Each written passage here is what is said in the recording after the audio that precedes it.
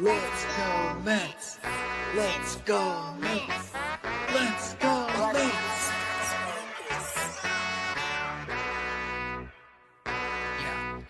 Yeah.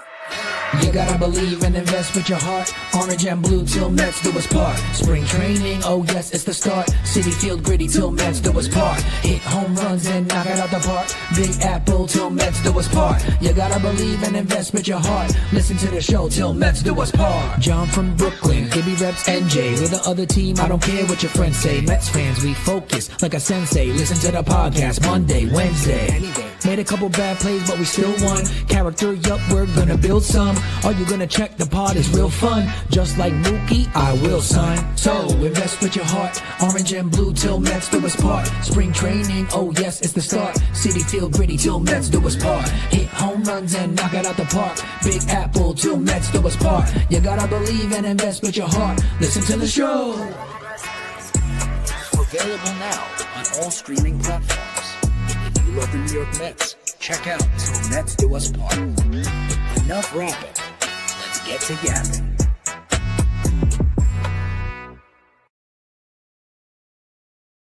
Yo, what's going on, everybody? Welcome into another episode of Til Mets Do Us Part. We are live on YouTube, live on Twitter, live on Substack, like we are each and every week, or at least starting last week, in those three places. John Saponaro coming to you from North Hollywood, California, where it has finally stopped raining. It rained for about a week, and now things are a bit better before it's supposed to start raining again tomorrow. I don't pay rent and taxes for this kind of weather, but here we are. Anyway, that means my co-host, Matt Ibanez, holding things down back in New Jersey. Ibby, we have a lot to talk about. Before we do, how you feeling? I'm doing pretty good, John. Thank you for asking. And, the weather here has been a little bit cold, a little bit rainy. Maybe your California weather is bleeding its way over towards Jersey a little bit more, but it's been freezing. But all in all, I'm doing well. There's a lot to talk about when it comes to our New York Mets. I won't lie. I was a little bit stumped this week in terms of like thumbnail and what I wanted to make. And I was kind of bare of ideas, as I'm wearing the hat, bare of ideas. And thankfully that article came out yesterday, which we're going to be talking about, from Jeff Passan, talking about our Mets and what's available and who could potentially be dealt away. It kind of sparked something in me, which gave me our thumbnail for this week, talking about change and how we should embrace it with David Stearns, looking at a lot of names that people are curious about, from Brandon Nimmo to Kodai Senga to Brett Baty, Mark Vientos, Jeff McNeil, and Luis Angel Acuna. A lot needs to be talked about when it comes to those names in this episode, and we are going to cover all of it. But as always, Wednesday, red lights on. Let's have some fun. Let's jump into the comments really quick, because we have a few that are saying, Jeff Cohen, what's with the video? Carlos Ortiz saying screen is small. Game for War saying, what is this, TikTok? We're trying out a new feature here today that StreamYard has just instituted, where you can stream to YouTube simultaneously a vertical and a horizontal video. The vertical video, in theory, is better for folks who are watching on mobile, and the horizontal video is better for folks who are watching on their computer or their YouTube I will say TV. this. Yeah, I will say this. I don't know how it works. I don't know what people are seeing, is my point. So I was curious on how this was going to work, and guys, you can listen to me right now. I think I can walk you through this. When I posted everything with both horizontal and vertical, I saw that it came up as two options on our YouTube channel, the same exact thing. Now, if you look at the titles of each one, and a majority of you are sending messages in, and I can see you're watching from the vertical, because there's a little vertical box next to your names now on our side. So when I see that, I know you're watching on the vertical side. If you do not like that visual, exit out, go to the other video that's posted on our page, and you'll be able to see the normal horizontal view. I was under the impression that it would come across as a live on this end for YouTube. If it's not that, it's something we're again, toying with. If it doesn't work, we'll nix it. We'll move forward without it. But for now, we want to try something out, see how it looks. But majority of you are on the vertical side. If you don't like it, head on over to the horizontal video that is also on our page right now. Yeah, Paulie S saying, I'm on my laptop and I'm seeing the vertical. Carlos Ortiz saying, I'm on mobile and the screen is too small. Again, we're just trying it out. So if this is lame and weird and too confusing and too convoluted, then maybe next week we won't run the dual platform until it sets itself up, basically where it's like, hey, if you're on your mobile, then it's going to be the vertical video that it defaults to. If you're on something where it looks better horizontal, then it'll be on the horizontal automatically. So I don't know. Again, we're just working it out. So Carson saying the horizontal version shaves off 10 pounds per my StreamYard source. So there you go. Pantries, who cares about the video? Let's talk baseball. Okay. So shout out to everybody who's in the comments right now. We'll get into the baseball conversation right after that. Armand is here. We've got Brad. We've got Nick DeLuca in the house. Madeline Schmidt, Nick Laverty, Carlos Ortiz. Some of these folks already pulled up their comments, but it's all good. Cindy is here. Clink in the house. Lazy Mary is here. Gabrielle is here as well. Ethan KL. Who am I missing? Game for War. We already mentioned Stanley Babbage. We scroll down. We keep going. Keith, the media goon himself, is saying, let's not do anything crazy like trading Baty before the Queens baseball convention on December 13th. Who the hell knows? It might happen. I'm not really sure. Meanwhile, in Syracuse, New York is here as well. I think that's a new commenter or new-ish. Mr. Nobody. And that is it as the numbers continue to grow. Ibby, just want to just bring up a couple of comments here that I thought were fun. Ethan KL saying, did John get stuck on the toilet? Okay. Nick DeLuca saying, John too busy yapping about communism to start. Okay. Let's all right. Let's take it easy with stuff like that. And Lazy Mary saying John is crying because Tommy Lauren's husband is going to be in the Mets dugout next year, alluding to the fact that JP Arancibia has officially been named the Mets coaching instructor, catching coach, whatever it might be, and is married to that particular individual. Fun comments all. I like where this conversation is going. I'm just kidding. It's not great, but whatever. Still, we plow along because it is time to talk about some changes as per Brad. So, Ibby, I think we should get the easy one out of the way really quick before we dive into the Passan stuff, the Brandon Nimmo stuff. Let's get some of the easy things out of the way. And that first one is that Frankie Montas was DFA'd by the Mets to make room for Nick Morabito on the 40-man roster, and he has officially been released. We hardly knew ye. Frankie Montas, $34 million in change. I think it was 7 starts, 9 appearances. That's all it's going to be. And it's gone. He's gone. It's over. And I think everybody's happy about that. I think a lot of people get so frustrated about things. And look, there's going to be bad signings. They happen. Nobody's perfect. But I think that a majority of the fan base looks at Frankie Montas as if it is the year, let's say 2012, 2013, where this team didn't have much money. It set them back where they can't do anything. This happens. It's some sunk cost. Sucks. Didn't work. Move forward. Okay. And I'm happy that they look at it and they go, look, this guy got hurt. He's not going to rehab with us. He's not staying here. We don't want him in the building anymore. Like, we're done. Cut the money, take the cash, like, adios. Didn't work. It's not the end of the world. This isn't something that is going to be here for 5, 6, 7 years. Like, nothing along those lines. It happened. It was bad. The idea was there. The idea didn't work. Not every idea is going to work. So adios, Frankie Montas. If anyone saw my stuff that I posted yesterday, be it on X or on TikTok, I tried my best to be like Tom Cruise and Jerry Maguire. I'm not Tom Cruise, but I still had some fun with it. So if you're curious on that, I can't play it on here because I don't want to get hit with a copyright. So if you want to listen to me rendition Tom Petty, you can head on over to our TikTok for a quick laugh. Look, we've got Jeff Cohen saying, do we need to talk about Frankie Montas anymore? Thankfully, no, not after this segment, right? No. We can officially move on as he is officially off the Mets. Look, Ibby, I think you summed it up really well. It was a miss. It was is to this point the worst signing that David Stearns has made in his short Mets tenure.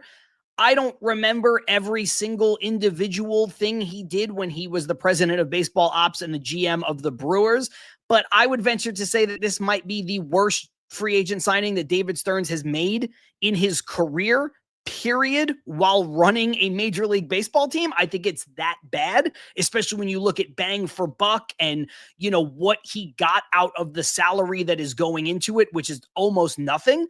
But to your point, it's not 2012. It's not 2013. This is not the cash poor Wilpons. We're not dealing with a situation where the Mets have a sunk cost and it's going to hamstring them.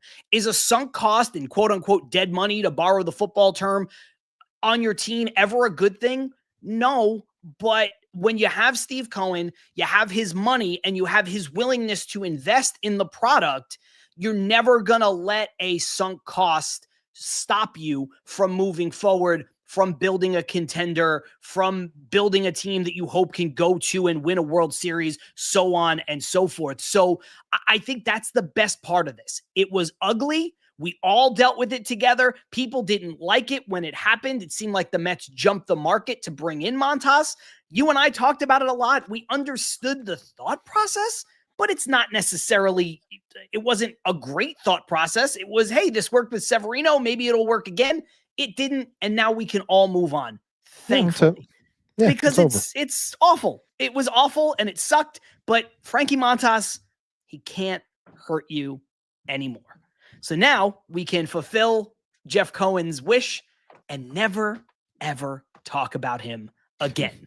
Another thing of note that we can probably get through pretty quick: Edwin Diaz does not accept the qualifying offer. I think everybody in the world knew that was going to happen, right? There's no reason why he would. This is his last opportunity to cash in with a really big baseball contract as far as his career is concerned, right? It's not to say that if he signs a 5-year deal, his career is over at the end of it, but this is his last opportunity to sign a 4 or 5-year deal.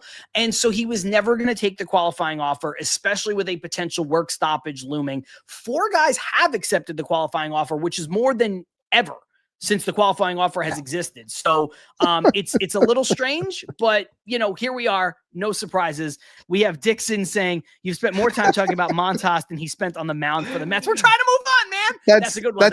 That's an early contender for comment on that. It's early contender. That's a good one. Do we have to make a new segment called Comment of the Day? We might have to. I think it's a good idea. We can work on something. We can workshop it. We'll work on that. But that is an early contender for it. That's anyway, a good one. Ibby, look, the Diaz thing is open and shut case. I think the more curious thing, just from a baseball perspective, is that 4 guys took the qualifying offer. The record previously was 3 players across baseball accepting the qualifying offer, and that goes back to the first year of the qualifying offer. So not shocking with Diaz, but a little odd that 4 people have taken it. I think maybe some GMs overplayed their hand a little bit. I think when we're talking about, you know, a sport that's, you know, making money hand over fist, even though they don't want to admit that, and that's a conversation for another day.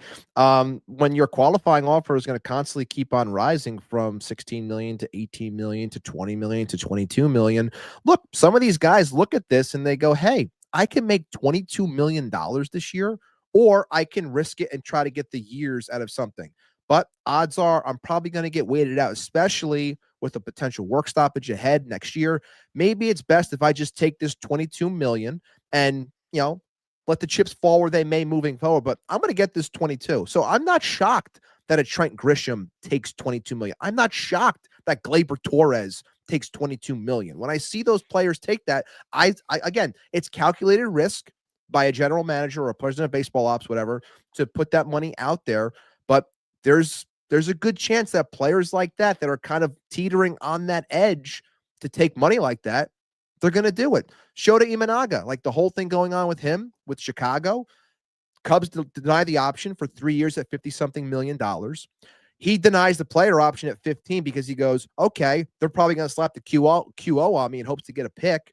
So he essentially says no to 15. I'll make an extra $7 million, get to 22. So he's happy. Cubs are happy because they saved $30 million. Like that one kind of makes sense in a way, but the other guys, like I understand why they took it, because they were probably unsure of their market in terms of years. I think when you look at this comment from Carson, it makes a lot of sense. I'd say it makes more sense. The players are taking the QO because they know their market will be poor with the compensation pick attached to them, especially if they're not top tier at their position. I really think it comes down to that in a lot of cases. You know, I know we mentioned them all by name, but if you guys want to see it, Armand throwing it out there, it's Brendan Woodruff, Imanaga, Gleyber Torres, and the aforementioned Trent Grisham are the ones who took the deal. Ibby, I tend to agree with you. I think when you look at Woodruff, it makes a ton of sense. The guy has only ever played in Milwaukee. He's getting a lot of money to go back for 1 year. It's a lot more money than the Brewers typically pay. But again, they're looking down the barrel of a potential work stoppage. They were a really good team this year. He gives them a little bit of coverage in terms of, you know, he's an ace potential type player when healthy. He hasn't been healthy a ton, but I understand, and they don't invest a ton of money. So going on a 1 year deal, it's a lot of money to pay for him, but I understand it from both sides. Imanaga was kind of a game of chicken where they don't pick up his option. He doesn't pick up his option. Then they give him the QO. They think they're going to get a comp pick. He's like, nah, surprise. I'm taking the QO because it's more than what I was going to get anyway. And so, you know, there's a little bit of a back and forth there. Gleyber Torres has me scratching my head a bit simply because he was, if you discount like Bo Bichette switching positions, Gleyber Torres was the best second baseman available. Now, I think this is where it comes down to what Carson's saying, where, you know, is anybody going to give Gleyber Torres a big deal and give up picks for Gleyber Torres? Probably not, and that's what it comes down to. And then I'll throw it over to this comment from the True Gemini, who's over on Twitter, saying Yankee fans crashing out over Grisham is so funny. Not to make it a Yankees bash fest, but Ibby, I do think, I kind of alluded to this before, I think this is a situation where Cashman maybe overplayed his hand a bit. Trent Grisham is a career 218 hitter. And I know batting average is not something we get crazy over, but this is the first time in his career he has ever had the offensive season that he put forth. It's a one and done. If he can do it again, wonderful. But attaching the qualifying offer to him, no team is going to bank on him duplicating that. He was also a guy who had a reputation of being a very good center fielder. His metrics on defense took a massive hit. So you're looking at a guy who regressed defensively, which was his bread and butter prior to 2025, and also had a career year offensively. And now the Yankees have put themselves in a position where they kind of have blocked, you know, Dominguez and Jones, and they've blocked a clear avenue to reunite with Cody Bellinger. Now, look, could they find at bats for Cody Bellinger? 100%. But they're paying $22 million to Trent Grisham. He better hit 30 home runs again. He better be that same guy. Because if he's not, that's going to be a real miss. And we're not Yankee fans, but we both have a lot of friends who are Yankee fans. Everybody in the comments, all the viewers, I'm sure have plenty of friends who are Yankee fans. A lot of people are down on Cashman. And this might be another thing come the end of 2026 where people are like, see, told you. I think, and to bring this all full circle, so we can use, you know, the Mets as a talking point as well. It's about not wanting to run things back because you've seen something, you're like, this doesn't work. We can't just keep running it back and expecting new results. It's the definition of insanity.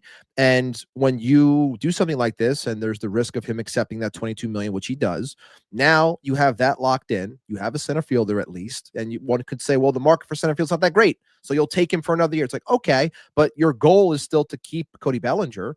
So when that happens, you're basically running back the same exact team, you know, outside of you making a deal for a pitcher, let's say, but you're running back the same exact team again. And you saw how that ended. I know, you know, my friends that are Yankee fans aren't that big of fans of running something back when you know something didn't work. You have to do some sort of change, but they're kind of tired of the repetitiveness and also feeling as though that Cashman did overplay his hand with offering that QO. They understood giving it to Bellinger because they figured, well, he's not going to take it. So odds are we can get a pick if he does go elsewhere. But there was always that risk with Grisham. So, I mean, to bring it back again, Mets talk, in comparison, we don't want to run things back. There has to be some sort of change, whether it's in the right place or not, which I think is a huge talking point because some Mets fans think you have to change this, that being, let's say, a Pete, a McNeil type to change up what's going on here. Others feel as though it's the other names that have been mentioned, the Sengas and the baby Mets, if you will, when it comes to the Batys and the Vientoses and the Mauricios of the world, and the Lucian Acuñas of the world. So can't run it back. I understand the frustration, and we'll dive into our Mets and what change could be happening coming up. Well, there are a few things there that have Mets implications before we get to that. Gab saying friends don't let friends be Yankee fans. Yeah, if you could interfere, I would say that that's fair. But, some of them, they've been Yankee fans since before you met them. Then what do you do? What do you do? Ethan KL saying, if my kid becomes a Yankee fan, out of the will immediately. Ibby, I don't have any kids. I don't plan on having kids. You have kids. Out of the will? Out of the will if they're Yankee fans. My one daughter loves the Mets. She's always asking if she could watch them. She sleeps with her Mr. Met doll and her Mr. Met blanket. I feel pretty confident there. She's set. I think you're good. You're locked in. I think she's set. My other one, my oldest, your middle name is Shay. So you better, because it's part of your name. So you just fall in line in that sense, but we'll see. Mike Laverty saying simple, then you just don't be friends with them, and Gab saying the same thing. Yes, you're out. But Keith saying he converted Trisha from a Yankee fan. So, he was able to make it work. My wife was a Yankee fan. Same thing. So there you go. That's 2 for 2. That's two for two on wives converting to the Mets side of things. Again, a thing I did not have to worry about. My girlfriend is a Mets fan, born and raised in Flushing. So stone's throw away from Citi Field is where she grew up. So, or I should say Shea Stadium at the time. Carson, if Ibby's daughter is a Yankees fan, she'll inherit his Wi-Fi as punishment. I'll allow it. Joe Prano saying, if my kid becomes a Yankees fan, immediately in the debt. Good to see you, Joe. Good to see you. That is great. Another good one from Joe that he threw out there earlier. I'm just saving it for a moment because it has to do, I think, with some of the stuff we'll kind of get into in a minute here. Jeff Cohen saying the qualifying offer will be renegotiated in the next CBA because it's going up. Ibby, I do think that there's a chance that the qualifying offer rules change in the CBA. This is not a conversation for today, but something about it I think will change. I think what we're going to see in a world where the players will never agree to a cap, so the owners will never agree to a floor, I think you're going to see adjustments to how the luxury tax is. I think you might see some changes to how teams need to spend money that they get from other teams as a windfall from the collective bargaining agreement, the luxury tax, the TV deal money, stuff like that. And I think you're going to see some finer points like this where markets are affected kind of negotiated out. Again, not a big conversation for today, but I think that's something that we're going to see for sure. I think that's definitely something that could be on the table. And like you said, I'm trying my best to table talks like that because I know that, we're kicking the can down the road, but eventually we're going to get back to, those lockout shows that we had, which were fantastic, by the way. That was the birth of all of our guests and everything, all the fun that we had there. True. But which really ended up changing the trajectory of the show itself and how we handled the show, which was great. But I know we're getting to that point soon-ish, and I'm just trying to avoid it for as long as I can. Yes, I don't want. Again, we did have some great stuff happen with our show, the growth of our show, some fun stuff, some different things. The last time the league was in a lockout, but it was too recently, man. I don't want to do it again. I'm not looking forward to it. If we're 10 years deep doing this show and it happens, you're like, all right, fine. It felt like it was yesterday. And I really don't want to see it, but I think this point from Jeff just makes a lot of sense. Lazy Mary, too much talking from John. I'm out. Then followed it up by saying nothing John has to worry about with his girlfriend is imaginary. So I guess not out, still here, still making corny jokes. Cool. Odd Villain, Section 8 Wi-Fi is nasty work. It is nasty work. Odd Villain, welcome back. I don't think Odd Villain was here last week. So Odd Villain, nice to see that Odd Villain. Or he came in late, maybe. He might have came in late last week. I can't remember. Maybe, but nice to see that Odd Villain survived his Halloween trip to New Orleans because yes. Man, that is a recipe for disaster. Odd Villain saying that shit feels like yesterday, talking about the lockout. It does. So yeah, I mean, look, we're going to get there and it's going to be frustrating and it's going to be annoying, but hopefully like we did last time, we can all get through it together. Ibby, I think before we talk about this Passan article that is going to dominate the landscape of the rest of the show, because we've got the Nimmo stuff. There's some Pete stuff in there. There's Bellinger, there's McNeil, there's Senga, all the stuff that a lot of things are filtering in through the comments. We'll get to that. I do want to spend not a ton of time, but a couple of minutes talking about the Mets coaching staff. Sure. And, it comes out today. The Mets have officially filled their coaching staff up for 2026. Some of these names we knew, some we didn't know, some were alluded to, some were teased. I think we're not going to talk about assistant pitching coaches and dive deep on some of these folks, but I think I want to start really quickly with the pitching coach, Justin Willard, who was teased, alluded to, thought of, maybe, was he, will he, won't he kind of thing for a while. And then it was official through like a baseball podcast. He was like, what a great opportunity. Yeah. Could have been us, but it wasn't.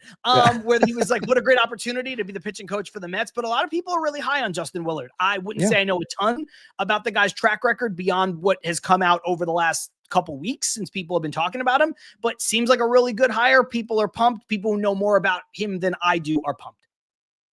Yeah, I mean, I've the limited reading I've been able to do on Willard and what he was able to do in Boston, and what kind of mind he has and how he goes about handling pitchers. I'm excited to have someone like that in the system and working with our guys, and hopefully being able to allow things to progress, especially as we move towards a younger rotation with the guys that we've seen so far, that being the McLeans and the Sproats and the Tongs of the world, and the guys that can be here in due time, whether it's the Jack Winnegers or the Jonathan Santucci's or the Will Watsons of the world, and of course, whoever is potentially brought in, and of course, obviously working with the vets that are here. If Kodai Senga is still here, can things be tweaked with him? Obviously, the most important thing is keeping him healthy, but also working with Clay Holmes, David Peterson, and guys of that nature. So it's going to be interesting to watch all unfold with a lot of new coaches on this staff. It's a brand new look. And obviously, I'm expecting a lot of change with this team in general, because I think we're going to have some movement when it comes to the 26-man roster. Armand, thank you, saying Baseball is Boring podcast is where the news broke on Justin Willard. And Cindy saying Mets Up podcast did a great show on him, aforementioned Justin Willard. They spoke very highly about him. Because of that, I am excited. I did not listen to that particular one. They do a good job though, so I'm not surprised about that. And it's good listening. Certainly a deeper dive than we will do. It's not really our style here on this particular show. A couple of other ones that stick out to me, Ibby, first base coach Gilbert Gomez, first base and outfield coach, taking over for Antoine Richardson, gets the call up from the Brooklyn Cyclones. And, this is a team that won a championship. This is another guy that people are excited about. I think you joked about it in the group chat that we're in with Carson and Keith, Aunt Rivera, some of the other Mets content creators out there. Again, these are not coaches that I particularly follow closely as far as my fandom is concerned. But if people are high on these guys, it's good enough for me. If people who know more about these folks are high on them, I'm going to have to take them at their word. And, look, I'm happy that the coaching saga is over. Put it that way. Again, Mets fans, we should be focused on what's going on the field, the players that we watch in the box, in the field, making throws, making pitches. Like, that's what we should be focused on. Like, the whole 2-week period where people were screaming about Richardson and everything going on with the coaching staff. Again, you're bored. Nothing was going on. The staff is done. You saw all the names. It's nice and pretty. Let's focus on what matters, the players on the field. Jeff Cohen, 11, count them, 11 coaches. That feels like a lot. I don't care. I'm not one of those people. I'm not going to critique it. Like we talked about it when Joe DeMeo was in the comments talking about all the teams that employ 2 hitting coaches. It's like 95% of the teams, 98% of the teams. And then a bunch of teams employ 3 hitting coaches, 1 main coach, 2 assistants, whatever.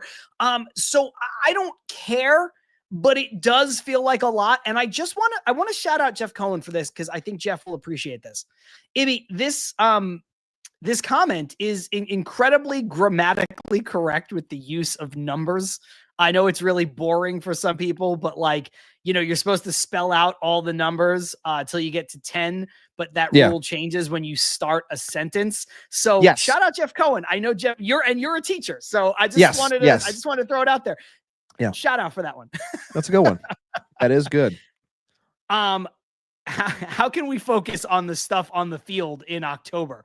That's what we're going to have to, I think maybe that was a tongue-in-cheek comment about it being November, but the stuff on the field that we're going to get to coming up next. So, look, the last person I did want to mention as far as this coaching staff is concerned is JP Arencibia. And much to Lazy Mary's chagrin, who has left, it has nothing to do with his political affiliation.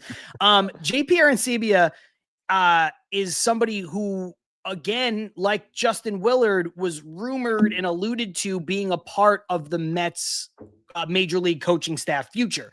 He did a great job in AAA as their hitting coach, and it seemed like it would be a logical progression with the Mets getting rid of Glenn Sherlock for him to become the catching instructor, working with Alvarez, because he did such great work with Alvarez when he was demoted, but also to be another potential sort of hitting voice. Again, you don't want to muddy the water and mix too many messages in there. But I mean, just to Mike Laverty's point, JP and Alvi are close, I'm pretty sure. So I think it's going to help Alvarez, and we can all talk about the changing of the landscape of the Mets. And a lot of people are like, the only people I care about are Lindor, Soto, and McNeil. Those are the only ones. Anybody else they can go, that's been a rhetoric from a lot of people. You better include Francisco Alvarez in that mix. He's still so young. He was a top prospect, and part of it has to do with the fact that he's a catcher. His positional value is enormous. So if you're one of those people that wants to throw the baby out with the bathwater as far as this roster is concerned, and you don't care who goes besides Lindor, Soto, and McNeil, add Alvarez to the list. So I think anything the Mets can do to have Alvarez be the best version of himself, that includes JP Arencibia being on the staff, is a great move. Yeah, obviously, I think that some Mets fans, it's always about what have you done for me lately, and what they picture is a hurt catcher and the hands and the multiple surgeries and the lack of power and spots. But now, we've seen some great things said about Arencibia. We've seen some great things said about, or I should say, from Arencibia about Francisco Alvarez and what he views, or how he views him, and what he believes he can be, not only as a hitter, but as a catcher as well. So I'm all about it. I'm great that these guys, these in-house candidates like a JP, are getting an opportunity to work more and more, because it clearly shows that a difference was made when a guy goes from the bigs, drops back down. And of course, sometimes it's just a fresh perspective, small tweak here and there. Why don't you do that? Try this. Okay. Keep it simple. And obviously we saw some great results. So I'm pumped about it. I'm glad that he's in-house. And obviously, when it comes to Alvi, I agree. That's a piece that doesn't come along often for teams. Catcher is always a luxury, especially one that can hit, especially one that can hit for power. Let's just hope that we can keep Alvi healthy moving forward, and we can finally have another 30 home run season from a catcher. Ethan KL saying he is the coach, meaning JP Arencibia, that told Alvi to stop listening to the bullshit Chavez was telling him to do. He is the coach that did that. That is totally accurate. And hopefully, it paid dividends then, and hopefully it will continue to pay dividends in the future. You guys are watching Til Mets Do Us Part. We're live on YouTube. We are live on Twitter. We're live on Substack. And if you're just joining the show, we're trying something different this week. We have a horizontal and a vertical look on the YouTube channel. I was hoping that it would kind of auto-select based on which device you were watching it on, but apparently that is not the case. So if there's any confusion, Ibby alluded to it before. Apparently there are two separate streams that you can click on. icon when you are on the YouTube channel, one horizontal, one vertical. See a lot of folks with the vertical icon next to their comments or next to their comments and their handles. So it is helpful for us to know who's watching where and whether or not we should continue to do it this way. So we'll go ahead and kind of ride this out this week, next week, and then maybe we'll take a poll at some point. Mike Laverty saying, Ibby, you need a neon sign on that wall. Ibby, I've been saying it. You need something behind you. I don't even like my wall is filled with stuff, but the way the camera is framed up, it looks like I have one sad photo, but I have so much behind me. It used to be huge. In my old apartment, it was like you could see a piece of everything. The way I have this set up, the wall looks great, but the wall does not look great for the camera setup that I have. Yeah, obviously with our new setup here, you can see a little bit more of the wall as there's, the orientation is a little bit larger now. I am working on something to get behind me. I do have something I could put there, but I kind of want to do something a little bit different. And I won't give any spoilers just yet, but I will say this. I opened up a dialogue with JMac Customs last night. I will say that. I opened a dialogue on that, and we're working on something. I have an idea for something that I want to put behind me, and we'll see if it can come to light. So yeah. JMac Customs obviously does great work. Friend of the show, friend of the QBC. Great dude all around too. So hopefully you guys can get that stuff hammered out. I've talked to him about some stuff too. Not necessarily related to the Mets, but yeah. Let me see. Keith saying, I have the next QBC poster for you, Ibby, to match Sap at QBC. There you go. So you can get that. Okay. You can get that popped up there. I'm going to need one. I do have one right there. I have the one from last year. It's over there. You can't see it. Let me see if I can angle up. There we go. Oh, there you go. See what I'm saying? We got stuff. We got other QBC posters. We got things going on behind me. Anyway, back into the Mets conversation. So Jeff Passan sort of dropped a different kind of Passan bomb on us, right? Yeah. He put out something that he normally doesn't do this time of year, Ibby. And listen, Jeff Passan is by reputation, and I think rightfully so, like the preeminent baseball reporter in the country, right? So I don't think this is not a dig at him. I'll bring up Jeff Cohen's comment where he says, Passan's a great reporter, but methinks he's having some fun at Mets fans' expense. Because the article that he put out is very speculative. And again, this time of year, he's more about the truth. He's more about this is what happened. Boom, I'm breaking the news.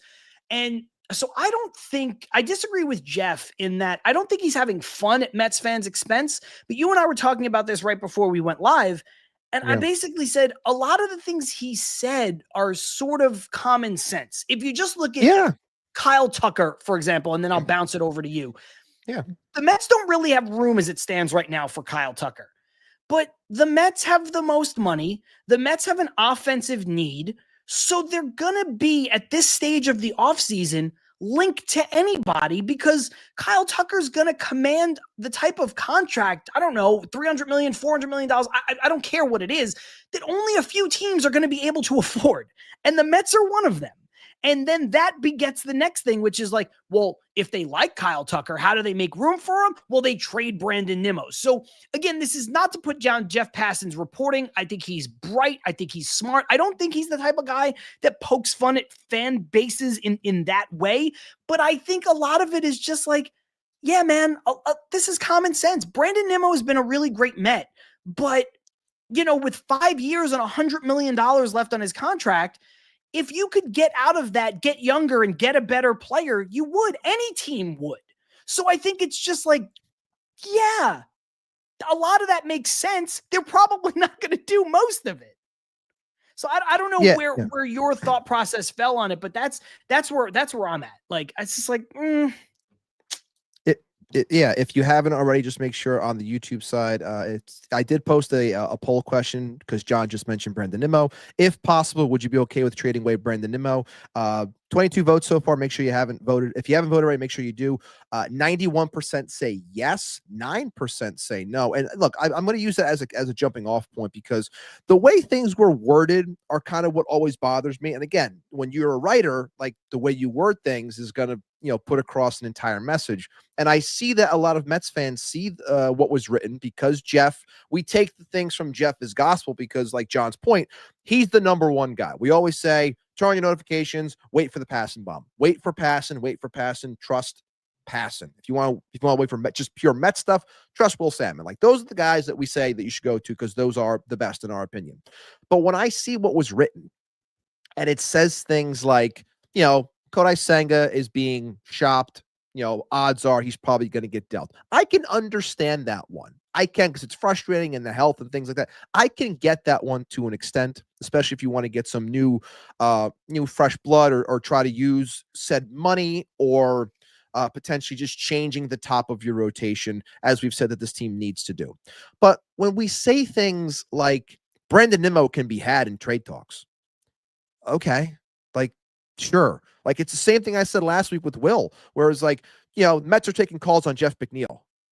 I'm sure that there's white noise on the opposite end when it comes to talking about Jeff McNeil.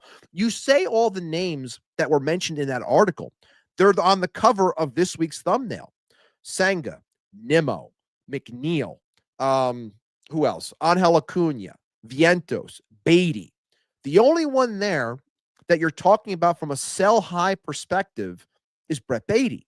And right. I can understand, depending on the deal, depending on what you're getting, depending on how you're going to pivot and change third base, because you're not trading Brett Baty to play Mark Vientos at third base. You're not doing that.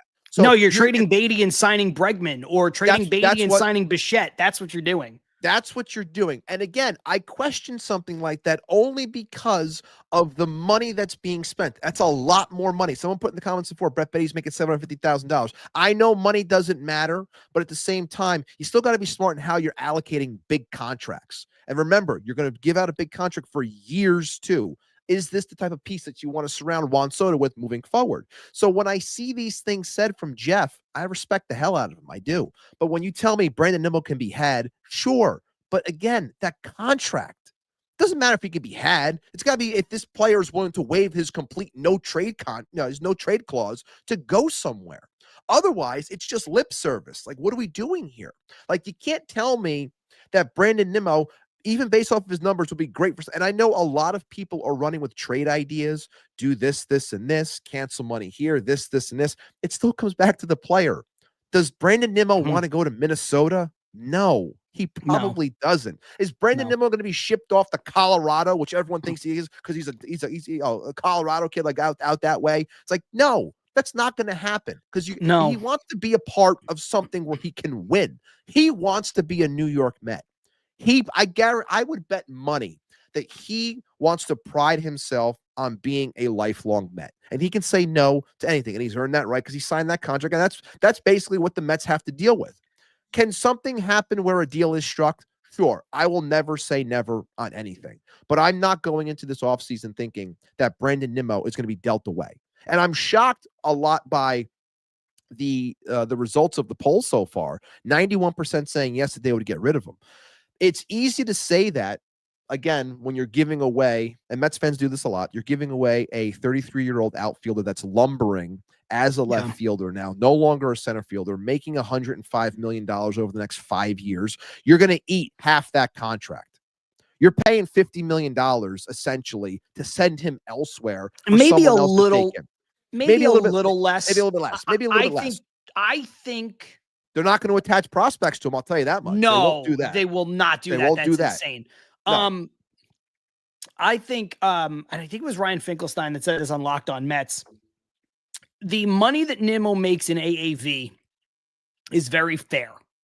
It's the years that's a problem. It's the when you look at him at 33, if he were a free agent right now, he would get the money he has, but he would probably get a 2 or 3 year deal. So it's the 5 years. So if you could pay down something that gets, $30 million off the books and makes him more of like a, 80, 85, $75 million player, somewhere in that range, you could probably get a team to take him. And over the life of that contract, that might be prudent for the Mets, right? Pay $30 million to have him go away to get younger or whatever. But when you're adding that to then paying money to replace him, let's say it's Kyle Tucker, now whatever you're paying Kyle Tucker is plus $30 million that you paid Brandon Nimmo to go away. And it's already going to be a high amount of money. So the likelihood of doing that is so low. And then it becomes even lower when you add in what you just said, and when you add in Keith saying Nimmo's wife also loves being in New York. We know he loves being in New York. Yeah. Ethan KL saying there's zero shot he would waive his no trade. There's almost a 0 chance that he would waive his no trade clause. And when you look at the fact that Nimmo has a chance to do something that not a lot of people have done, Ibby. And it's hard not to be a Brandon Nimmo fan. Right. He plays the game hard. He's done everything right. But I'm not like a huge Nimmo guy. Mm-hmm. So I would, if you ever could, I would trade Nimmo. I think it makes sense. You can't, which is why it's kind of moot. But he has the opportunity to do something that not a lot of Mets have done. And that is play his entire career as a New York Met. And he just watched a guy that he used to play with in David Wright have his number retired despite not being a Hall of Famer and being the only person whose number retired by the Mets is a lifelong Met. You think Brandon Nimmo is not thinking? Brandon Nimmo's not going to go to the Hall of Fame. He knows that. Brandon Nimmo, though, if he finishes out the 5 years of his contract here, is going to go in the Mets Hall of Fame, and number 9 is probably going up at Citi Field. Yeah. That's what he wants. That is his legacy. He's not going to make the Hall of Fame. He wants to win a championship here, and he wants to go in the rafters. And I don't blame. There's no rafters. You know what I mean? He wants to go on the wall. Yeah. That's what he wants. And so you know what you have to do to get him to waive that no trade clause? So this thought, it's funny to me, Ethan, Mets cast punching air right now with his trade proposal for Buxton and Joe Ryan with a package that includes Nimmo, etc. You're telling me that after the Twins just traded a bunch of their best players, they're now going to trade their next 2 best players, and you're going to convince Brandon Nimmo at 33 to go there where they're rebuilding instead of staying here playing with Lindor, Soto, and now Byron Buxton and Joe Ryan. He's never going to fucking do it. 0 chance. No. 0. And the other part of the conversation and the whole write-up, to just move away from Nimmo for a second, is we could put those names in there all we want, but there has to be a want, like what I just alluded to with Jeff McNeil. It's like, I'm sorry, I really don't think anybody wants Jeff McNeil. And when you're selling low on players, you can't expect to get much back, which is why I'm curious as to what they're actually trying to achieve when it comes to potentially getting away from said players. I'm not saying you don't do it. You shop, guys. It's always healthy to look around and see what's out there and what you could potentially get to change up whatever you have, better yourself in a given area. I'm not saying you don't do that, but at the same time, I'm also saying you can't expect the world, and Mets fans want to run with mock off seasons and mock trades and all this stuff. It's like, I don't think that the Mets phone lines are burning up for Luis Angel Acuna, Jeff McNeil, a down year for Vientos. I would assume no one's calling you about Brandon Nimmo. They're not, because of the contract. And we're talking about Baty most likely as a piece in a deal, not the centerpiece, but a piece of a deal to go somewhere. So what's the rest of said deal? What's the player that you're getting? And then, like we said before, adding on the contract that you're going to get because you don't have an in-house third baseman. So when that happens, you're getting ready to pay $150+ million over the next 5 years or whatever it may be for Alex Bregman, or you're paying 7 years potentially for Bo Bichette. Is that what you want to do? Is that the direction that is that the way you want to allocate your money? Assuming also with Baty being dealt away. We jump back into the comments here. Keith saying also fans don't know how much of a leader Nimmo is in the locker room. I think fans think that, but it's true. Nobody really knows because none of us are in the locker room. He seems like a guy who definitely is a leader in there. You know, every time the candidacy of captainhood gets brought up for Lindor, Nimmo is the guy, co-captains, or it should be Nimmo. He's been here longer, whatever. So I think some people do get it, but it is a fair point that like no one really knows. To Keith's point, like none of us are in the locker room. None of us are in the clubhouse. We don't know. You know, so you don't know how that would affect it. D saying, I trade Nimmo in a heartbeat. Again, everything being equal, I would trade Nimmo too. I do want to be clear on that. It's not realistic, Ibby. And I think you like Nimmo probably a little bit more than I do. Again, understanding that like he's impossible to dislike, but if you could trade Nimmo, you would. Like if Nimmo had 3 years left instead of 5 at this age and his contract was movable, because I think at 3 years you could probably move that deal to a team that needs an outfielder, I would do it. I wouldn't be married to Nimmo, but you just can't. GSD, nobody wants to go to Minnesota, not even Prince's ghost. I think it's very difficult to play baseball in Minnesota in that open air stadium in April, in October.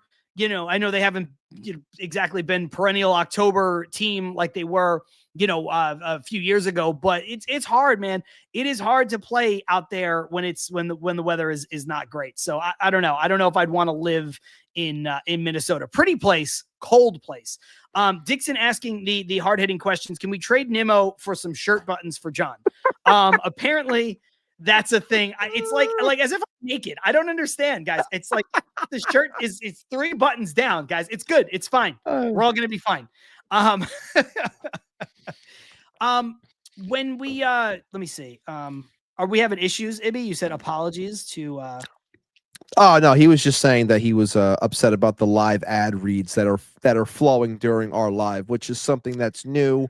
But it's kind of part of the whole monetization thing. I can look into the frequency of it, like I just said in the comments, but it kind of is what it is.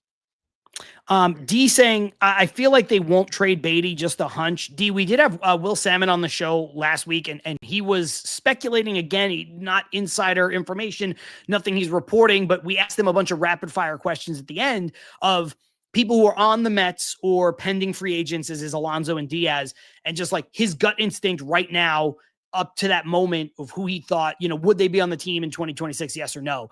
And he actually said no to Baty because he does think that you have to give to get. And if you're trying to make the kinds of acquisitions that it seems like the Mets are trying to make via trade right now, that they're going to have to give up somebody who, Ibby, like you said, they're going to have to give up somebody that they're selling high on. One of these guys who has value is going to have to go. So that was his thought process. Again, not reporting anything, nothing was imminent, but I do think it is worth bringing up. Dixon is saying, if the stream gets 100 likes, the Mets will trade Nimmo. Yeah, you know what? Sure. I like that one. Let's go for it. Ibby, I do want to bring up, I don't know if people follow me on Twitter. If you do, you can. My handle is beneath my picture here. It's at John Saponaro. But I do want to bring this up as far as something that I said in reaction to the Passan article at large, which is the why of each player, why it makes sense.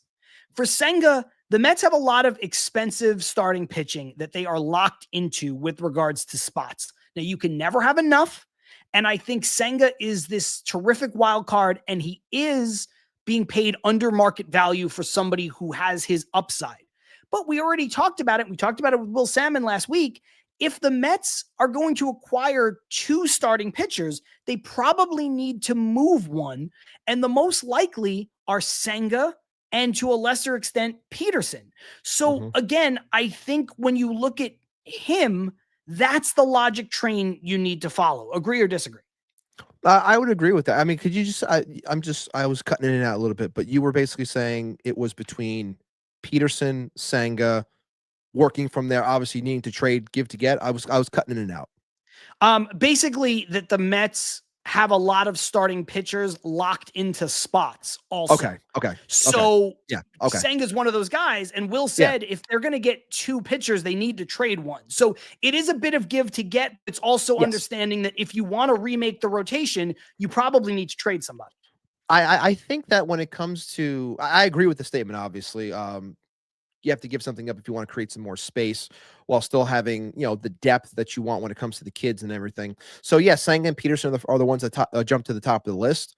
I wouldn't be shocked at a Peterson trade because of the 1 year left, selling high in that sense. Obviously, he had a rough second half, but I'm sure somebody could bite in that sense. But with Senga, I just think that I feel that David Stearns is just not a Senga fan because of the health aspect, because of all the accommodations that have to go with him. How again, this isn't meant to be like a legit shot or anything, but it does feel like he is someone that if he's not 100%, he's not going to do anything for you. And I'm saying, look, if the guy's hurt. Oh, damn. That Wi-Fi was hitting. Guys go out there. It just feels like Senga's a guy that's just like, if it's not 100%, if it's not working, not going to do it. So I feel like they want to get out from the entire aspect of that. But I also think that you're selling low. So I don't know exactly what you're going to get in return when you trade a Senga, but I understand wanting to shop him. Yeah, look, it's hard when a guy is making the money that Senga's making, which again, for his upside is under market value, to just be like, yeah, take him, because you can never have too much starting pitching. But I do agree with you that I think Stearns kind of values guys who give innings. And I think he's looking at Senga and it's like, to borrow the Bart Scott quote of all time, the best ability is availability. And you're right. I mean, if the guy's hurt, the guy's hurt. If he can't play, he can't play. But if he can play and he's kind of like, I'm not there yet. Ready I'm not yet. there yet. It's like, Jesus, dude, come on, man. We need you out there. The next player I'll bring up is Nimmo. We spent a lot of time on Nimmo, but I just want to bring up what I said. He is overpaid in terms of years. He does have a diminishing skill set. He was not signed to play the position that he is playing. He was paid as a center fielder, and he was not signed by David Stearns. It would shake up the roster. It would free up money. I'm not even going to bounce it over to you because we've spoken so much about Nimmo. It's not going to happen, but that is the logic in trying to trade Nimmo. For Baty, and I'm sorry to do this to Gab, who very eloquently said, keep my wife's name, Baty, Brett, out your goddamn mouth, trade discussions. But just to be fair, his best season was last season. It was still up and down. He's 26. He's not reached the pinnacle of what you would expect him to be, as he's now going to be 26, heading to 27. He would be a sell high player, to your point from earlier. And you do have to give to get, like Will Salmon was talking about. Now, I do think here's where this will make Gab happy, I hope. I think Baty is the most difficult player to trade, Ibby, because there is no direct line to replacing him. The Mets don't have a third base prospect that is ready. If you trade McNeil, you could stem the tide with Acuna until Jet Williams is ready. They have a couple of other guys too who project as second baseman. If you move some things around, you can move some things around and you can get Bellinger, or you can sit and wait for Benj. You can trade Vientos and then you can re-sign Pete and sign Bellinger if you wanted to, and you can bounce around with your DH and your first base situation. You could do a lot of different things. If you trade Baty, you have to go out and spend a ton of money to replace him. And that is the tricky part as Ibby drops out. I'm not exactly sure what happened, but he is he just dropped right out. Anyway, we'll see what happens. Odd Villain saying Akamoto. Yes, another good way you could potentially go about this, but it is another player that you have to pay money to, and you take on the risk of, will his skill set translate? I think that's what it sort of, that's where you hit this stumbling block with regards to, if you move on from Baty, you have to invest serious financial capital in replacing him. Now, I don't care. Steve Cohen is a billionaire 18 times over. He can do it. I would like it. Listen, Armand, I'm on your side. Alex Bregman, if Baty is traded, hell yes, do this 100 times out of 100. But look, I don't know if I agree, Gab, with the fact that I don't know if he's a cornerstone third baseman. I need to see more, but I do believe that if you trade him, you have to invest serious money there. And that changes your outlook for your entire season. Because now, if you go and you get Bregman, does that mean that you're moving on from Pete? Does that mean that you're going to get Bregman and Bellinger? Does that mean, like, it just changes a lot of the math for how you would put your team together. And I do think it's, I don't know.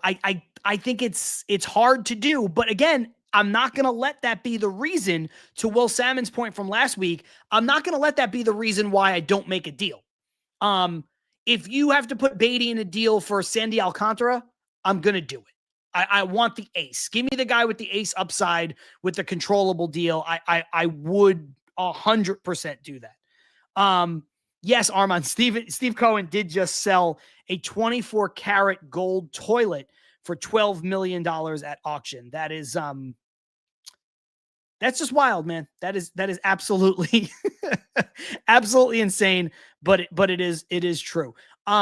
D saying, I expect the Mets to make a deep play for Cody Bellinger. I also expect the Mets to be more in on Cody Bellinger than you would think. I'm trying to add Ibby to the Oh, Ibby, you're only here via audio. That's odd. What the hell's going on? You're fully here. Everyone can hear you, so don't say anything weird. Oh. But you're only here via audio. What the hell is going on? I don't know, man. I don't know what's going on with your connection, but I am struggling today. Let's just move on to the next couple people, and then we can head into the break. We'll try to sort it out. Yeah. I do understand the logic to wanting to trade Vientos. He is still regarded for some as a high upside bat, but he is unplayable in the field, which is a negative to trading him, but also a reason as to why you'd want to trade him. And I don't think, you mentioned David Stearns not liking Senga. I don't think David Stearns likes the idea of having a 26-year-old DH. You know what I mean? Like, if he has to DH Pete Alonso, he'll DH Pete Alonso. I don't think he wants to roster a guy in Mark Vientos who's going to be your DH for the next 4 years. Like, I don't know. I think he wants more flexibility than that. I think the idea of Mark Vientos has really, I think last year was his chance to do something, improve to David Stearns, because I never felt like he was a Stearns type of player. But not. because of the year that he had and everything he was coming off of, I thought he probably felt like I have to give a chance. It's the right thing to give a chance. And it just didn't work. And then the defense obviously continued to go downhill. It was brutal to watch out there. And then, of course, we said it during the offseason. It's like your glove is kind of masked because of the way that you hit. If you're going to hit that way, we'll figure it out. But it didn't work, and everything just kind of came apart. And you would be selling low in this sense. But I also think that there are teams out there that look at his bat and think, I can make this work. I can make this a D. I don't mind if this is DH for me. I don't mind trying to work out first base or even putting him at third base. Like, there's always a team that's willing to try something and think that they can unlock it. It's an ego-driven sport. Everything in sports is ego-driven. So it would not shock me if Mark Vientos is wearing a new jersey for the 26th season. I do agree with that. People are saying that it's like having a disembodied voice of you, Ibby. It's the ghost of Ibby. And Keith Blacknick, the media goon, saying Senga has the ghost fork. Till Mets Do Us Part has the ghost EVP. Yeah, we're trying to get Ibby. When you first joined back in, before you tried to get into the into the room to be a part of, like, when you were just backstage, it said Ibby has joined via audio. So I don't know if that's a thing. What the hell? We'll sort it out in a sec. Let me just get through these last two guys. Luis Angel Acuna I think is the least likely of all these people to be traded, simply because I don't think his value really means anything to anybody else but the Mets. He's a useful bench piece. He has speed. He has defense. He can play a lot of different positions. He can probably play even more positions if they commit to him being a bench guy. And you can have him be a guy on your bench that plays shortstop, second base, center field, maybe some third base, maybe some corner outfield spots, gives you a ton of flexibility, and he's making the league minimum. Plus, Ibby, if you're talking about trading him, he's out of options. There you are. Hello. You're back. I'm back. He's out of options. So I think Luis Angel Acuna is going to be the guy who is least likely of all of these people to be traded, because I just think he has value to the Mets as a bench piece. Nobody else is trading for this guy, taking him on and realizing that he's out of options. I don't think they're going that route. Yeah, and let's talk about Acuna. I also think that I don't think anybody wants him. That's what I'm saying. I think that nobody wants him. I think he's just a guy. He's a jag. He's just a guy. Yes, he could be a utility guy. You can move around the infield, bench piece, what have you. But again, like no one's burning up the phone line to have him. No one's burning up the phone line to say you got to include Angel Acuna. He's got to be in the deal. Like, I don't think anyone's doing that. So that's why I think he's most likely going to be returning. And it's going to be interesting to see unfold, because I think a lot of the players that we have in this system can be similar, if not better than what he provides. So how they're going to go about managing that is going to be interesting to watch. And I'm talking about the likes of, whether it's Jet Williams, whether it's AJ Ewing, any player along those lines. It's kind of similar, if not better. So we'll see what the future holds ultimately for Angel Acuna. Yeah, we'll head into the break here. I'm going to save Jeff McNeil because I think there's a larger conversation we can have as it has to do with roster construction, Ibby, as far as Jeff McNeil is concerned. I do want to jump into the comments very quickly and get to some of these ones that we teased from earlier. Joe Prano said, I don't care about Steve Cohen wasting money. That said, let's eat some of Jeff McNeil's contract and trade him, then overpay Alonso. There's a ton of logic behind that. Stanley Babbage asked before, will the Mets trade Nimmo? I think we covered that. I don't think they can. I don't think they will. Meanwhile, in Syracuse, Baty was fine at third base and at second and hit left-handed pitching. Senga was almost a Cy Young, then got hurt and still had a 3 ERA. I don't see why people are so down on these two. Senga only makes $15 million, Baty $750K. I hope we answered that. We're not down on them. We're just trying to explain both sides of the logic of needing to give to get and understanding how replacing them might be terrible to do in the case of Baty, where you're like, okay, now I'm spending $150 million on a position that I was spending $750K. So, I think you have to look at it though, if we're doing our job here, from all sides, why there would be logic to trading them, what would be the downside, what would be the upside. People are down on them, but Ibby and I are not the folks who are down on them where it's like, wow, these guys need to go. So that said, let's head into the break. When we come out of the break, we have plenty more to do. A lot of comments teed up, a lot of comments coming in. 240 people watching us right now across all platforms. Like the video. John Saponaro. Yes, like the video if you're on YouTube especially. John Saponaro, Matt Ibby Ibanez, Til Mets Do Us Part, live on YouTube, live on Twitter, live on Substack. We will be right back.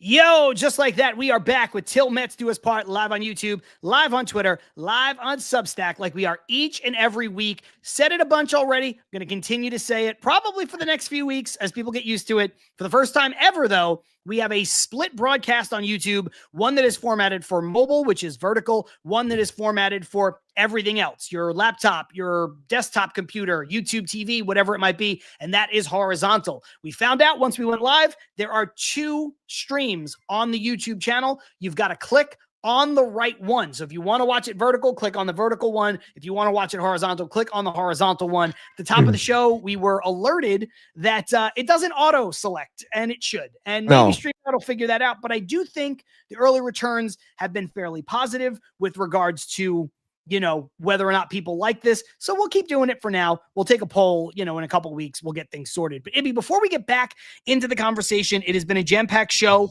A lot of news has dropped, talked about the Mets coaching staff announcement for 2026 in the first half, talked about the qualifying offer, Frankie Montas being released, talked about the Jeff Passan report, which will continue here in the second half. But before we do that, let's hit him with a quick word from our friends at Independent Safes. Absolutely, John. IndependentSafes.com. Independent Safes are protecting homes and businesses with secure residential and commercial safes. Fireproof peace of mind in every corner. Visit IndependentSafes.com today for security that stands strong. And I guess it's that time of the show where I need to put somebody in the safe, throw away that key. So I'm trying to think. I'm not going to, you know, obviously I have my feelings on the article written by Jeff. I'm not putting Jeff in there. I'll never put Jeff in there. I'm probably going to go back to, I'll word it this way. I'm going to put in any mock trade that involves Brandon Nimmo. Any mock trade that involves Brandon Nimmo that I've seen to this point has been awful, has been terrible, doesn't make sense. And again, ignores the most important part of the entire discussion. This man has a no trade clause. So that in itself should make you pause before you even hit send to post whatever mock that you want to post. That is the number one thing. This man has a no trade clause. So 90% of the time, 95% of the time, 99% of the time, it's going to be no. If you're going to make a deal, it better be to a legit contender in a place where you could possibly see this guy want to live. But everything that John mentioned before, when it comes to legacy, when it comes to legacy Met, when it comes to career as a Met, when it comes to number up top next to all those numbers at City, we think that that weighs heavy for someone like Nimmo. So again, I'm throwing the Nimmo mock trades into the safe. I'm throwing away the key. I'm taking the safe and I am chucking it into the ocean. Mr. Nobody, if Passan tweets Nimmo 2 right now. Hilarious. Great comment from Mr. Nobody right there.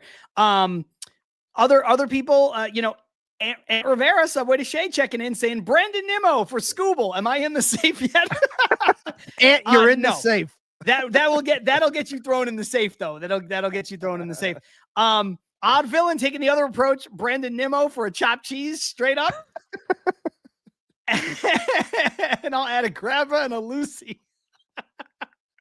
Going the other direction as far as Brandon Nimmo's value is concerned.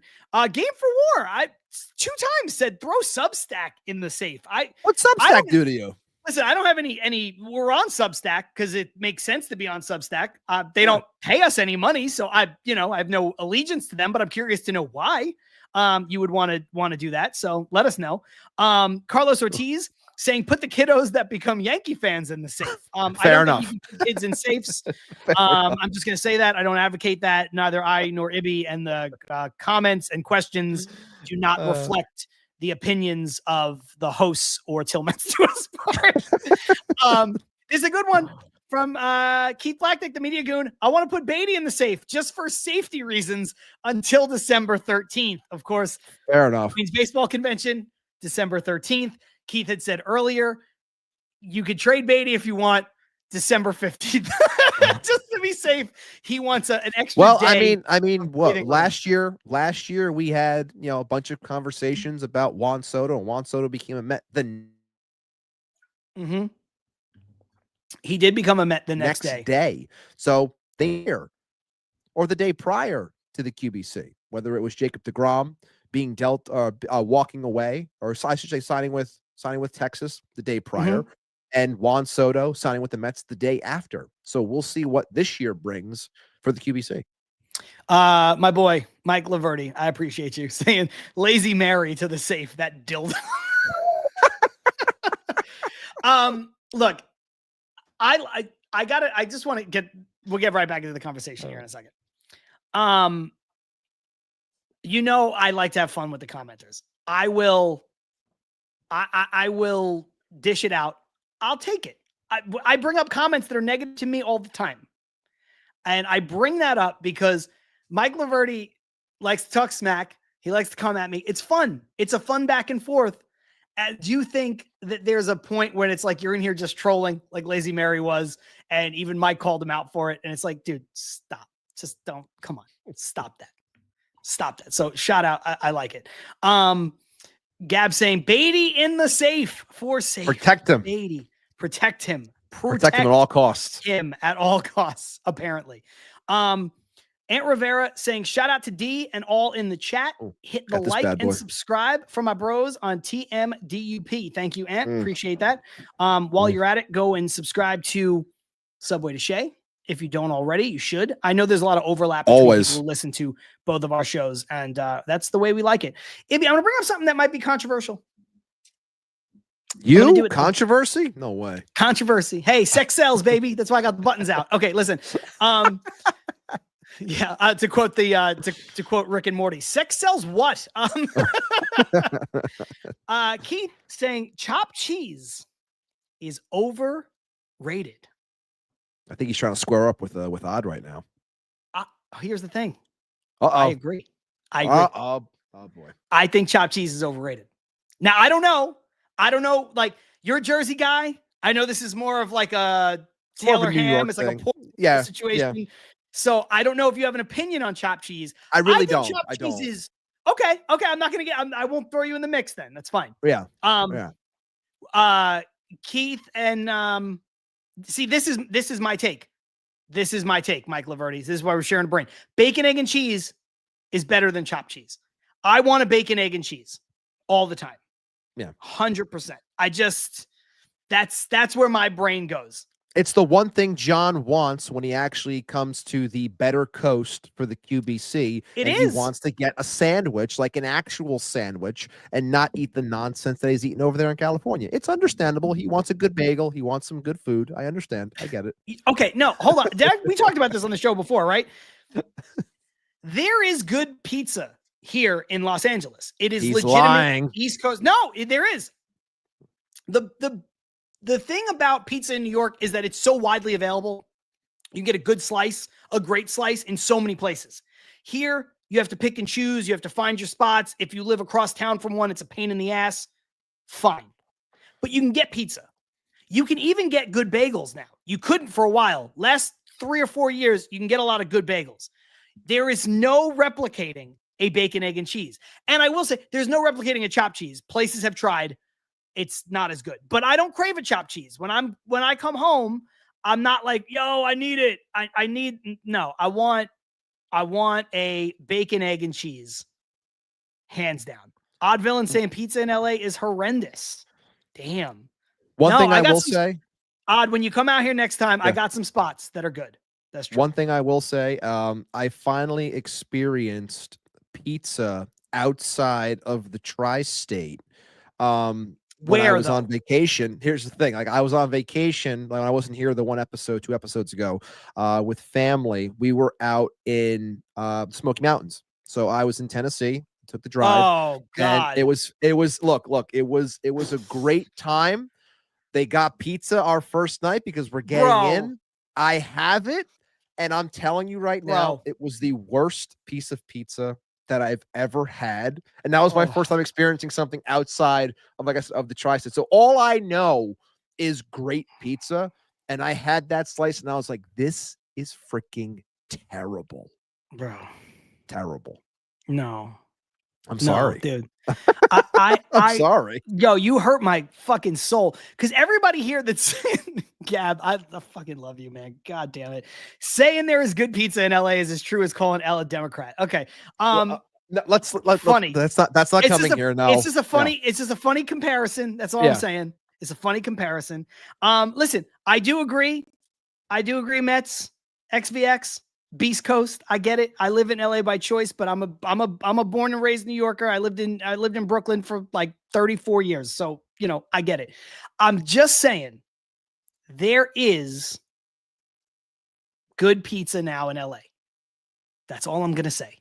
And I know for a fact that there is no good pizza in the Smoky Mountains. It was bad. That is not pizza, dude. No, that is it is not. It was terrible. That is not pizza.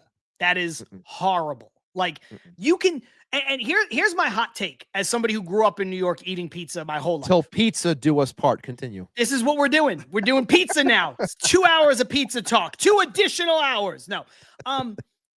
We'll get back into the Mets in a second. It's fun to have these digressions. It's the offseason. You want to talk about Brandon Nimmo for an hour and 20 minutes? I don't.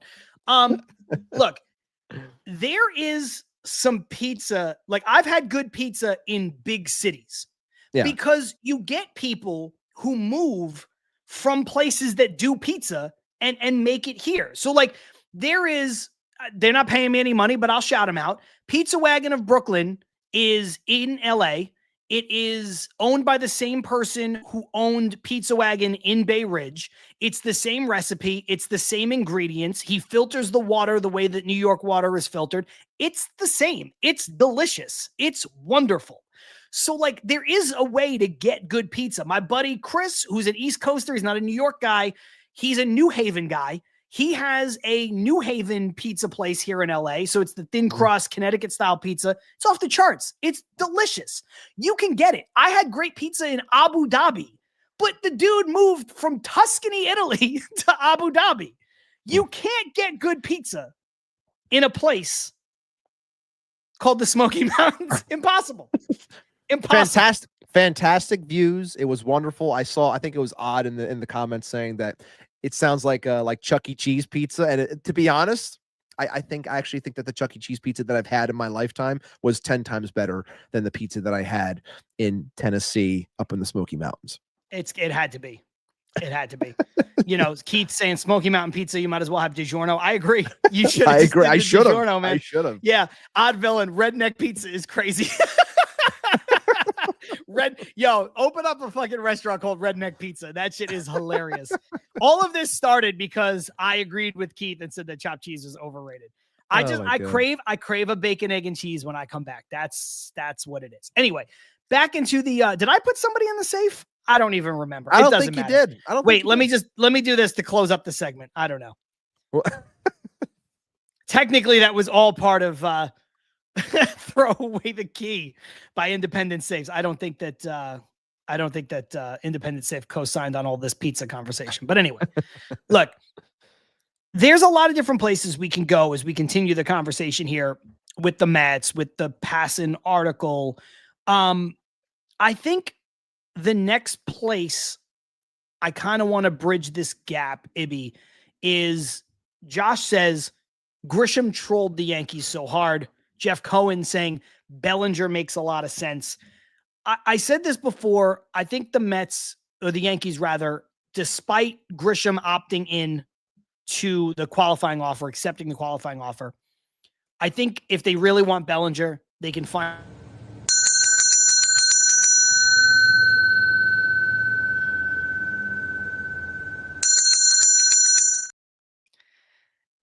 I do think if the Yankees, I do think the Yankees can find at bats for Bellinger. I think he matters to them. I think they can. But I do think the Mets' pursuit of Bellinger is real. I think that the Mets' pursuit of Bellinger is real whether or not they retain Pete Alonso. And I do think that Grisham accepting the qualifying offer for probably, let's be honest, about $3 million less than what Bellinger would get paid. Right? It's like 22. Bellinger's probably like a $25 million player a year. Yeah. I do think it makes it a little harder for the Yankees to clear a path for Bellinger. And I do think that opens the door for the Mets. I don't know if you agree. I don't know if you disagree. I think the Mets should sign Bellinger and Alonso. I think that's the path to success for a really good lineup. I don't know if they will, but I think this Grisham thing makes it a drop easier. I don't think they're going to sign both. I think it's one or the other. And I've said before that if you're making me choose between the two, I'd rather just keep Pete. I understand the the talking point of flexibility with Bellinger. I understand it, but I guess I'm just not that big of a Bellinger guy. The numbers away from Yankee Stadium, the fact that his stints in the place that he has been have always ended with teams wanting to get rid of him, and now he's cashing in at 30. I'm just not sure if it's the right fit. I understand the thought process and where people are coming from, but maybe it's just me. And if he ends up coming here and being a guy for this team, I'll root for him. I want him to succeed because he's on my team. But I don't know. There's just something that's off for me in that sense. I can't really put my thumb on it. Like maybe it's just what we talked about on Mets Weekly, where I said that this guy was, you couldn't give this guy away. Nobody wanted to give him a dime. And now a year and a half later, he's going to get $180 million over 6 or 7 years. Like I can't see it. Like I don't see the path there. And I don't know if that's the right piece to build around. And that's me. Things can change in that sense. But I just, it's not one that I'm on board with. And if others are, that's fine. I'm not going to fight John. It's nothing like that. I can be convinced if he is here. And then of course I'll want him to succeed, like I said, but it's not a move for me. I'd rather go another direction. What direction that is, again, this is an interesting offseason, as Will pointed out last week, because it can go a multitude of ways through signings and trades. And we really don't know what direction this team is going to choose, which is why a lot of us are on edge. Yeah, look, I'll make this comparison. If the Mets re-sign Pete and sign Bellinger, I like that a lot. Yeah. I like it less if Bellinger is Pete's quote unquote replacement. And the comparison that I'll make is another rumor that Passan threw out that we didn't even talk about. If the Mets signed Devin Williams and Edwin Diaz, I love that. Different story. Yes. If the Mets signed Devin Williams to replace Edwin Diaz, I do think that gets you closer, despite what his year was last year and despite Pete Alonso hitting that home run off of him in the playoffs. That is a closer replacement than Bellinger for Alonso, but I still don't love it. I would rather have both guys than just have the new guy, I guess is the way that I would phrase that. Yeah, I mean, I would much rather have both of them. Like I know the shorts and the TikToks that I put out this week from last week with our conversation with Will. It was focusing on how we think Devin Williams is a fine ball player. We spoke on how, the beginning of the year for him with the Yankees is what everyone remembers, but he did turn in a solid year. It's just, that's what sticks out for Mets fans. The home run from Alonso in the playoff game sticks out, but he's a damn good pitcher. He is. And he's a Stearns guy too. Do I want him as my closer in replacement of Edwin Diaz? Absolutely not. I do not. If you have an opportunity to sign the best, you sign the best, and you bring Edwin Diaz back. 100%. And then you build your bullpen. That's how you go about this. If you want both, I'm 100% on board. You're going to spend that much money on the pen. It seems anti-Stearns, but if he wants to just say, I need a better pen, I'm going to do it. I got the money. Go ahead and do it. We're talking about a guy who did have at one point Hader and Williams on the back end and the success that it brought them. Yes, they didn't win anything, but still you saw the success of having a bullpen like that and what it can bring. Having that here is needed. So if they want to bring in both, all about it. You can't have one though. You can't just tell me it's going to be Devin Williams. That is setting him up for failure. And year one was tough for new Mets, even though he's coming from New York. It's still going to be a rough go for him because you're replacing the best closer in the sport. So again, not ideal. Both, let's go. Just one as the replacement, can't do it. Remember, if you sign both, the back end of your bullpen is Diaz, Williams, Minter, and Rayleigh. That's very good. And you should bring back Rogers. You should. And if you ever did, and you know what? I mean, we can talk more about this as the offseason rolls along. The Mets should do that. The Mets have like 9 relief pitchers having Tommy John surgery. Daniel Nunez, not going to pitch. Max Krennic, not going to pitch. Reed Garrett, not going to pitch. They should just go out and sign guys and then leave the last couple spots open and, mix in your what's his name? Dylan Ross is the guy I'm thinking of, right? The prospect that got called up that never pitched. Then you get those guys in the mix and you take chances on a couple spots. The Mets should sign. They already have Minter. He'll probably be ready hopefully by May. Rayleigh has got an option. He's here. Sign Williams, sign Diaz, sign Trevor Rogers. Go to war, dude. Sign the best and put them in the best position to succeed. 100%. Odd Villain taking another tack saying Ketel Marte and Pete. Earlier said Ketel to Queens. Ibby, I am interested in Ketel Marte. I love Ketel Marte. That if you trade for Ketel Marte, you probably have to give up Jet Williams in that deal. So it becomes moot in that you get your second baseman, you're giving up your second baseman of the future. You're no longer blocking somebody. Ketel Marte and Pete is something that people have floated out. That is very good. Very, very good. And I would even say this. If you traded for Ketel Marte and then signed Bellinger instead of Pete, I would like that move. Like to me, I still would rather have Pete than Bellinger in a vacuum as a 1-for-1. But I could get behind Bellinger being Pete's replacement if you add a bat like Marte. Do you know what I mean? Like you have to get a right-handed power bat to go along with Soto, who's left-handed, Bellinger, who's left-handed, Nimmo, who's left-handed, and Lindor, who's better from the left side. You'd have to get a righty in there. So you need to get a Ketel Marte in the mix.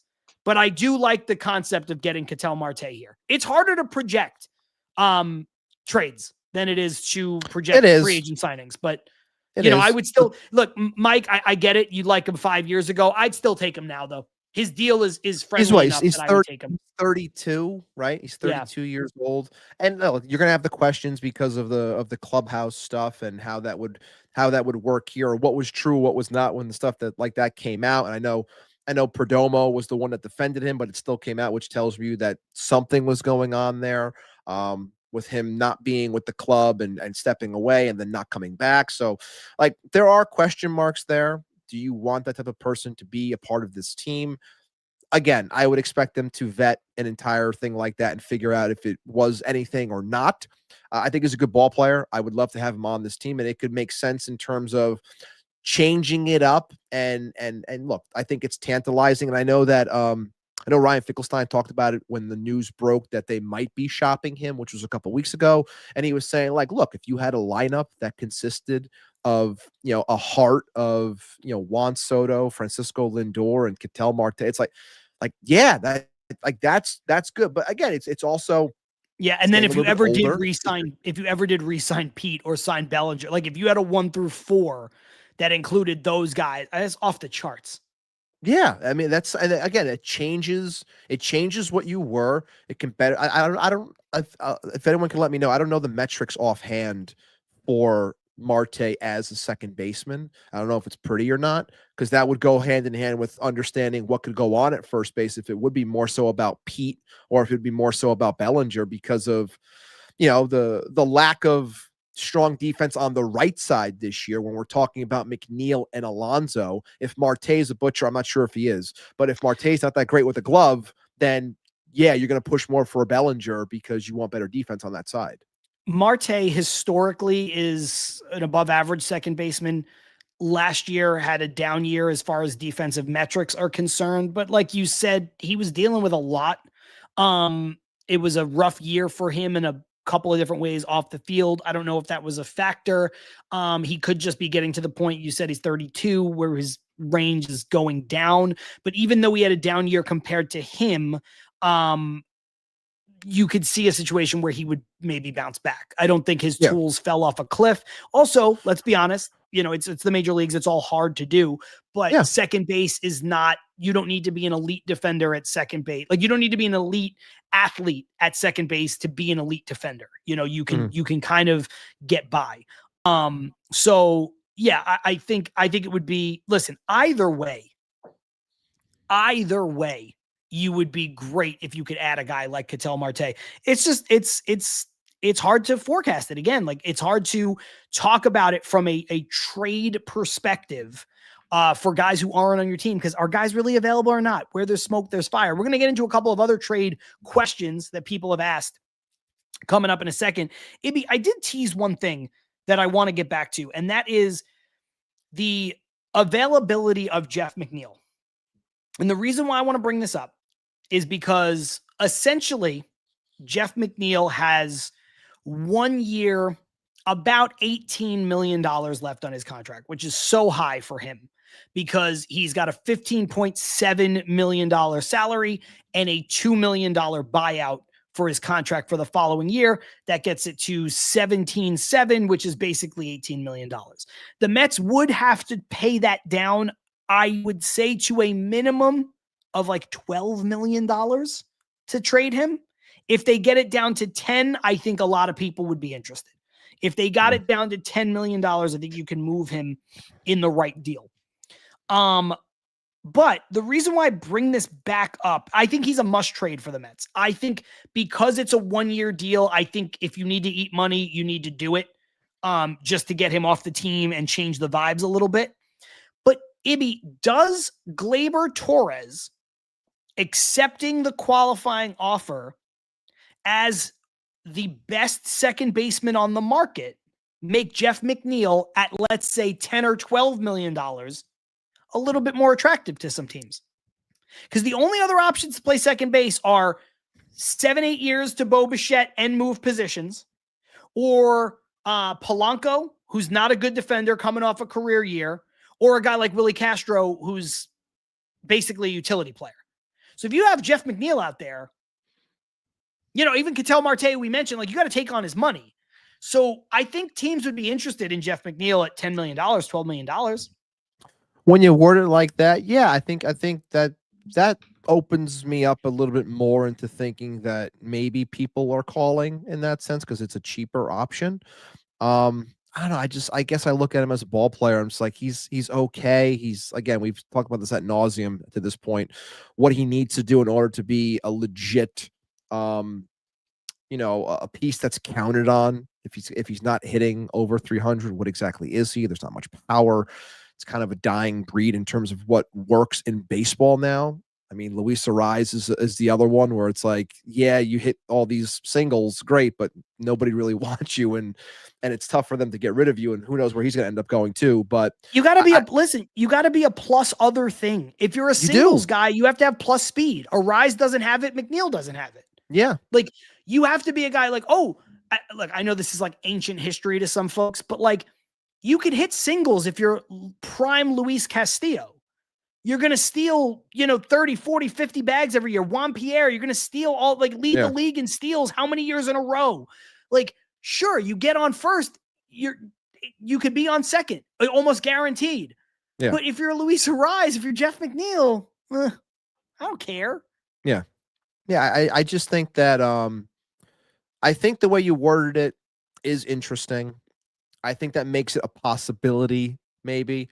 You know what it is? Like, as stupid as this sounds, like, it bothers me that every picture that is posted of Jeff McNeil when it comes to these trade talks or potential trade talks, it's just him looking disheveled with a graying beard and his hair's all messed up. I'm just like, and I look at it, I go, who the hell wants to trade for this guy? Like, he looks washed when it comes to the pictures that are always put out there. I know it doesn't mean anything, but that's just me as a fan looking at stuff like, and then me saying, like, you want to trade this guy? Yeah, of course you do. Like, you look at him and you go, I don't want this freaking guy on my team.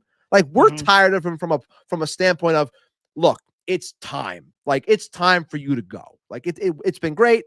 Maybe it hasn't been. You've had your moments. You probably shouldn't have gone after the whole fight, but it's time to go. But like, when I see those pictures, I'm like, you think that posting that picture is what's really going to put it over the top? Him looking like he's 1,000 years old? Come on now. Come on now. Mike Laverty, Polanco DH a bunch too, didn't he? Yes, he did, and he's not a good fielder if he was playing. Oh my God. Are you laughing at like a human cigarette? Oh my God, that is perfect. Keith, McNeil is such a miserable person. I love that. I did have this one from thank you, Carson. Marte at second base in 2025, +1 defensive run save, +1 out above average. career plus 29 defensive run save, plus 7 outs above average. So Okay. down year for him, still pretty good as far as grades are concerned. I didn't watch him every day, so I don't know about the eye test, but yeah. And historically just a very, very good fielder. Ibby, let's attack this series of questions next. Okay. Mark Beretta, ages ago. Who do you think would be the best possible center fielder we can get? Stanley Babbage said, is Benj ready to play center field? Ibby from Armand, choose one, sign Bellinger or trade for Byron Buxton. Oh. So this all has to do with center field.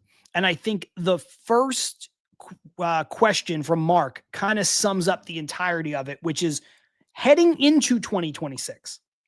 Who do you think, or let me rephrase it. Let me take all of those and phrase it into one question. To start the 2026 season, what do you think the best course of action for the Mets is in center field?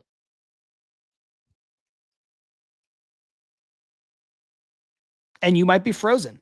So if you're answering, I wouldn't know. While we wait for Ibby to come back, I will pose the question to the chat. Ethan already saying Benj. I think Benj is a great idea. I just don't know that he'll be ready at the beginning. I think he should have an opportunity to win the job. Ibby, it looks like you're back. Did you hear the question? Back. I did not hear the question. I apologize. So I rephrased all of those comments into one question for you, which is, for the start of the 2026 season, what do you think the best course of action is for the Mets in center field? That includes Benj being ready, Tyrone Taylor as the stopgap, Bellinger, Buxton, the whole list. I think, obviously, I know we bring up Bellinger a lot, but I don't think he would legit be brought in for center. I think he's more of a spell the corners and first option. That's just what I think when it comes to him. But I do think there's a chance, though. Sorry to interrupt. Yeah. If the Mets were ever to bring in Bellinger, if, like Nick DeLuca is saying, if Benj isn't ready, we can live with Tyrone Taylor. That's true. You could, and wait for Benj to be ready. And Benj might be ready to start the season. He might force your hand either way. But if you were going to go outside the organization, I don't think Bellinger would be relied on to be your center fielder full stop. But I think you could do worse than having him play center field for a month and a half until Benj is ready. That's my point. Like his versatility is what's attractive.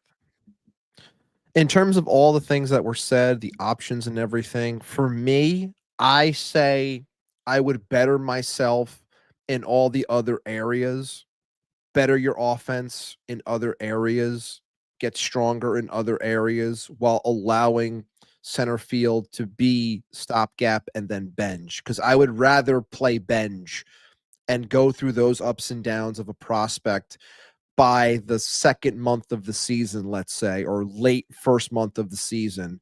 I would rather do that as opposed to, doling out capital for Buxton, who I still question if he even really wants to leave. The health, that's always an issue for him.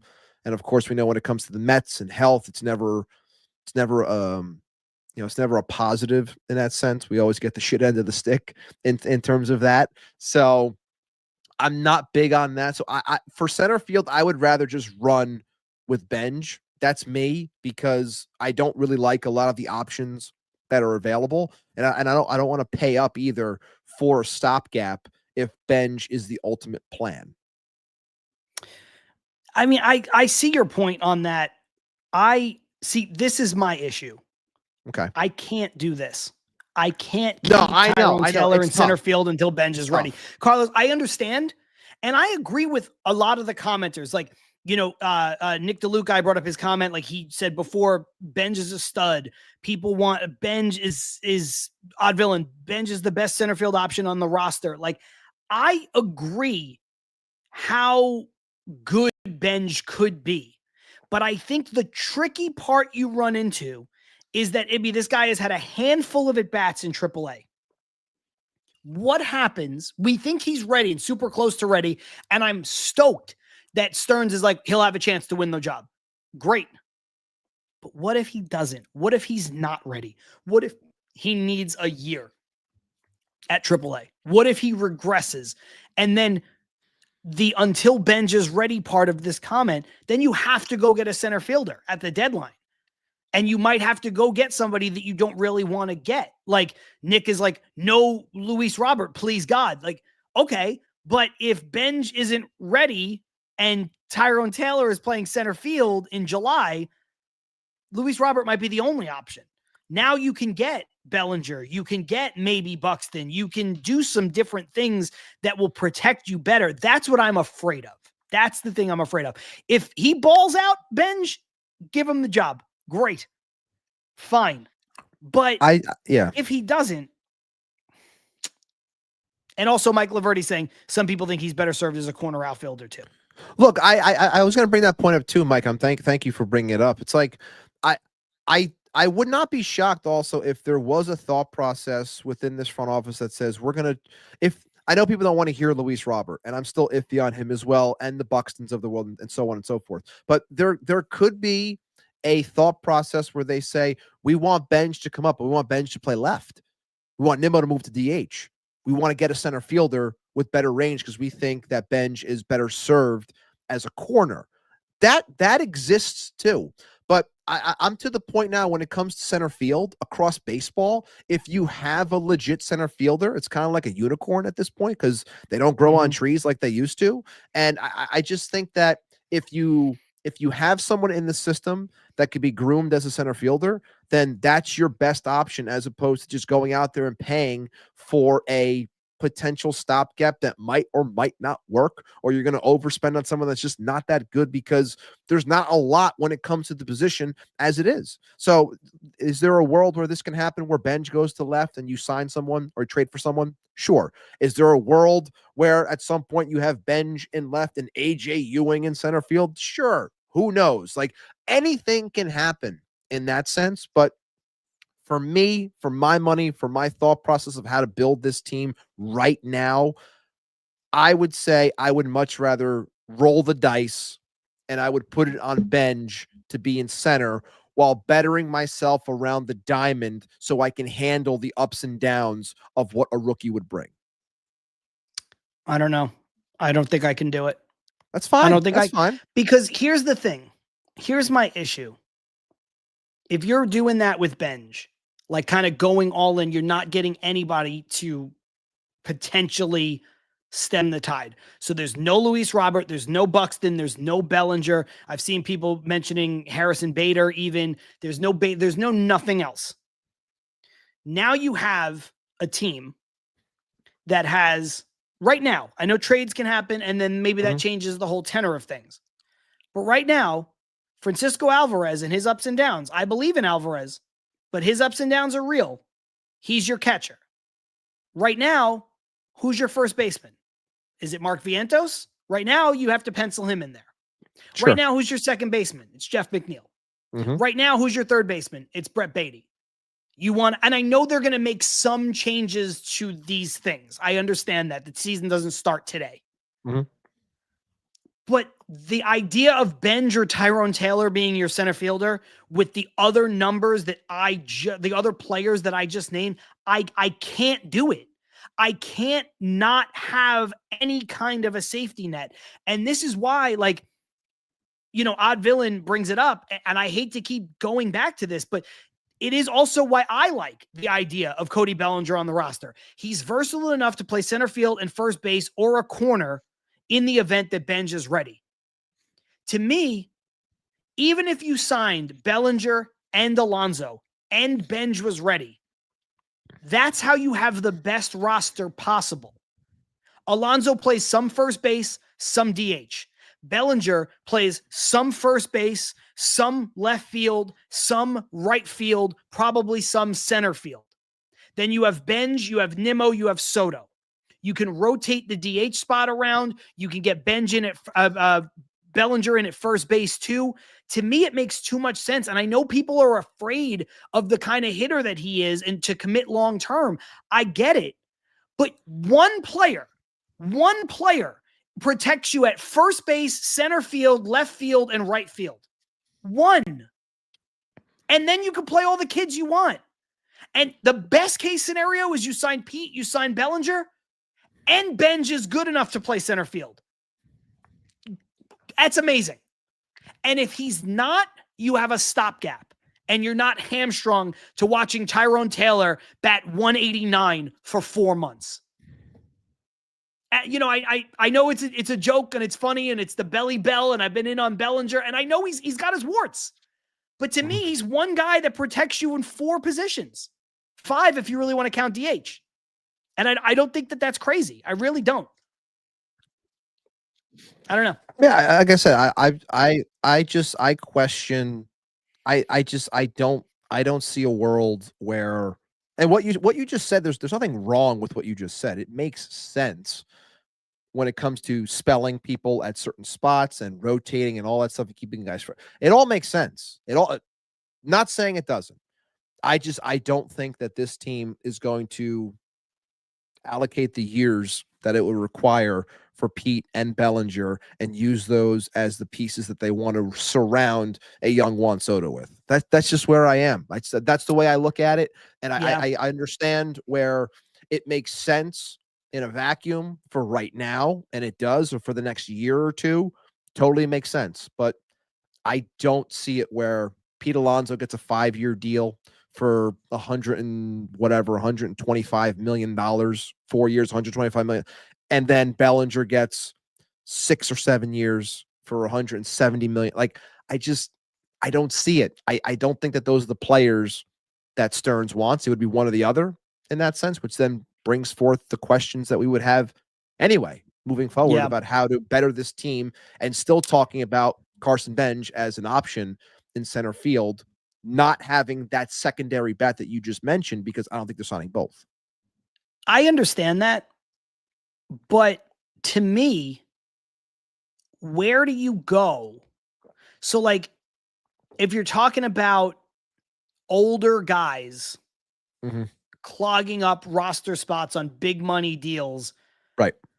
Who's the guy that you're going to pair with Juan Soto to be the next? Like, you know, Juan Soto is young enough to be a part of the core now, but to be the leader of the core soon, next, when Lindor's a little older, when Nimmo's older. We talked with Manny Gomez last offseason about the Mets looking at Vlad Guerrero Jr. in an ideal world to pair him with Juan Soto.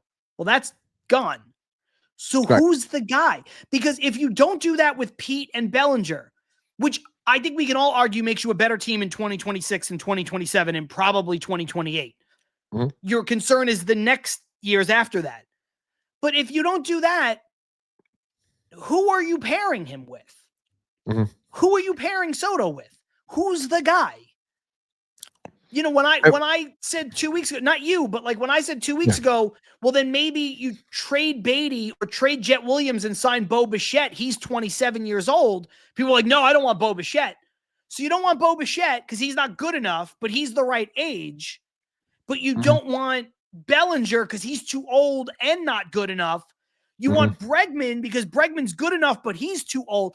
So, like, in a perfect, like, who do you pair? And I'm not coming at you, but like, I don't know what the solution is. So is it just like be marginally better in 2026 and hope that Benj is the truth and hope that Alvarez is the truth and hope that Baty is the truth? Like, you know, we say it all the time. Hope is not a strategy. No, it's not. So it's not. And I want winning baseball players. I understand that wholeheartedly. I do. Like I said, I always just think the way I am when it comes to this stuff, I'm trying to, again, remove my emotion from it and look at it from the stance of what I've seen so far from this front office and how they're going to handle things. And again, you're not wrong in anything that you're saying. You want to win. And a lot of people are a lot of Mets fans are at the point where it's like, I just want to win right now. Like I can't worry about 5 years. I want to win right now. And I understand the sentiment. I do. But I have a hard time with those players because I don't think it's the right players. And honestly, to your point that you just made, it's like marginally being better, this and that. I honestly think that this front office feels that the player is not available yet, that they want to pair with Juan Soto in terms of big money. I know someone, I think Patrick just said in the comments about Lindor. Look, Lindor's still here. I still think Lindor has 2 to 3 more years of his prime, but we're talking about in general with Juan Soto being your centerpiece for the next 14 years. What are you going to put him with? Because those guys are on the back end while his ride's just beginning. So who are you going to surround him with so you don't landlock your roster and you can't win with him? Like, that's the whole idea. And honestly, I don't think that they think that that player or players are available just yet. I don't. Let me ask you this. Mhm. Russell says sign Kyle Tucker. Truman Quinn says sign Kyle Tucker. Do you think Kyle Tucker is that kind of a player? I think that Kyle Tucker is that type of player. Everyone on this show knows that I'm a Kyle Tucker fan. I understand he's 28, so he's a little bit younger than, or excuse me, a little slightly older than like the Bichettes of the world, and Vlad Jr. if he had hit free agency, like those guys hit free agency super early. This is like the average time. 28 is when most guys who come up and are stars hit free agency. And so he would be significantly younger than even Bellinger and especially, and Pete and especially Bregman. Let me ask you this, because I know you're a Kyle Tucker guy. Yeah.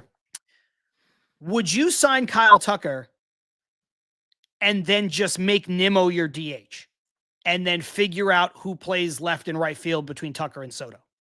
It would be Tucker, because you're going to obviously defer to whatever your near billion dollar signing wants to do. Look, I to answer the original question, I do think that Kyle Tucker is a name and player that fits more with what I'm saying in terms of next to Juan Soto. I don't think Kyle Tucker is going to happen because of all the things that have gone on with his teams in terms of contract to this point. And I don't think David Stearns wants to do that in that sense, where you already have a lot of those big contracts. It's like, it's not the right time. I think, like, again, this is me looking at it. Like, if I had my way, I'd be like, yeah, go sign Kyle Tucker, bring him in, do what John just said, put him in left field, put Nimmo at DH. We're living great. Fantastic glove. Yes, he's been struggling with the health lately, but I still think he's a fantastic ball player, and he's worth the money, and he's better defensively, and it would make this team better. 100%. I would love to have him on this team, but I don't think it's the right time in terms of where this team is, the contracts that they've doled out. I don't think they're going to go out there and give him $400 million. I don't. So again, it's a bad timing thing. What about, this is far-fetched in many ways, but this player does fit the bill of what we're describing, and potentially, because of what's going on in the team that he plays for, maybe gettable. Maybe. I know where you're going. Odd Villain saying they want Tatis, but we don't live in that version of reality. Fernando Tatis Jr. He has a $340 million contract. Less now, but yeah. Well, right. Total value, but it is backloaded. Okay. He was making like an average of $15 million for the first couple of years of that. So he's owed a lot of money, over $200 million. He is super young. He is a verifiable superstar. He is a right-handed hitter. He is super athletic enough to play shortstop in the outfield and whatever. San Diego has spent a lot of money, but is also in a place where they probably need to shed some money because they have bad contracts. You can't trade Manny Machado. Nope. You cannot trade what's his name from Jake Cronenworth. Boston. Oh, I was gonna say the dude from Boston. But you can't trade Jake Cronenworth either on the deal he's on. Xander Bogaerts is the guy. Xander Bogaerts, yeah. You can't, like, Manny Machado, you could probably trade, but I don't think a lot of people want him because I don't think a lot of teams like Manny Machado. So you can't trade Machado. You can't trade Bogarts. You can't trade Cronenworth. You can't trade Darvish. They have so much bad money invested in places that you could make a case that trading their best player is the best way to get out of the most money. That would be the guy. If you could ever do it, that's the guy. Yes. That's everything that I'm talking about right now. He fits the bill. Do I think that's going to happen? No, I don't, because I feel like that whole talk, everyone ran with it right away. Like, oh my God, they're going to start selling everyone off. Will they listen on things? I'm sure that they will, but these things have to progress, obviously, until something gets closer when it comes to a sale. That's when people start trying to, push things off. We saw the Twins do it when they're pushing things out because there might be a sale, or they're trying to bring in new, minority owners and things like that, whatever, just getting money off of the books, what have you. Like, that's the type of player that I'm talking about when it comes to pairing with your superstar moving forward towards your next core of this team. I'm not saying that that's going to happen right now, because odds are it is not. But that's what I'm getting at in terms of, would they rather spend the capital and that type of money bringing back for a Tatis, or would they rather just go out and sign Bellinger and Alonso? I think that they would rather trade for Tatis, for the youth, for the contract that he has, and for the presence that he would bring. That is something that I think that they would do. I'm not saying that that's going to happen. Would it be cool? 1000%. It'd be so cool. But I think that that's the type of thing that they're trying to work towards in getting, as opposed to dishing out the money for those players at 30 years old and 32 years old. Nick DeLuca, man, what a world. Get Tatis, Cattell, re-sign Pete, trade for Scooble. Fuck it. Yeah. You jump on that Twitter. That's what they're saying. Yeah. I mean, but I wish, I imagine having that team, but yeah. That'd be so cool. Let me ask you this. Does this bother you? Always Froza, but a lot of people are saying this. Tatis is a platinum glove, but has the same numbers as Nimmo since he stopped juicing. A lot of people talking about the suspension for steroids and stuff. I, for one, don't give a fuck. I do not care. He's 26. He made a mistake.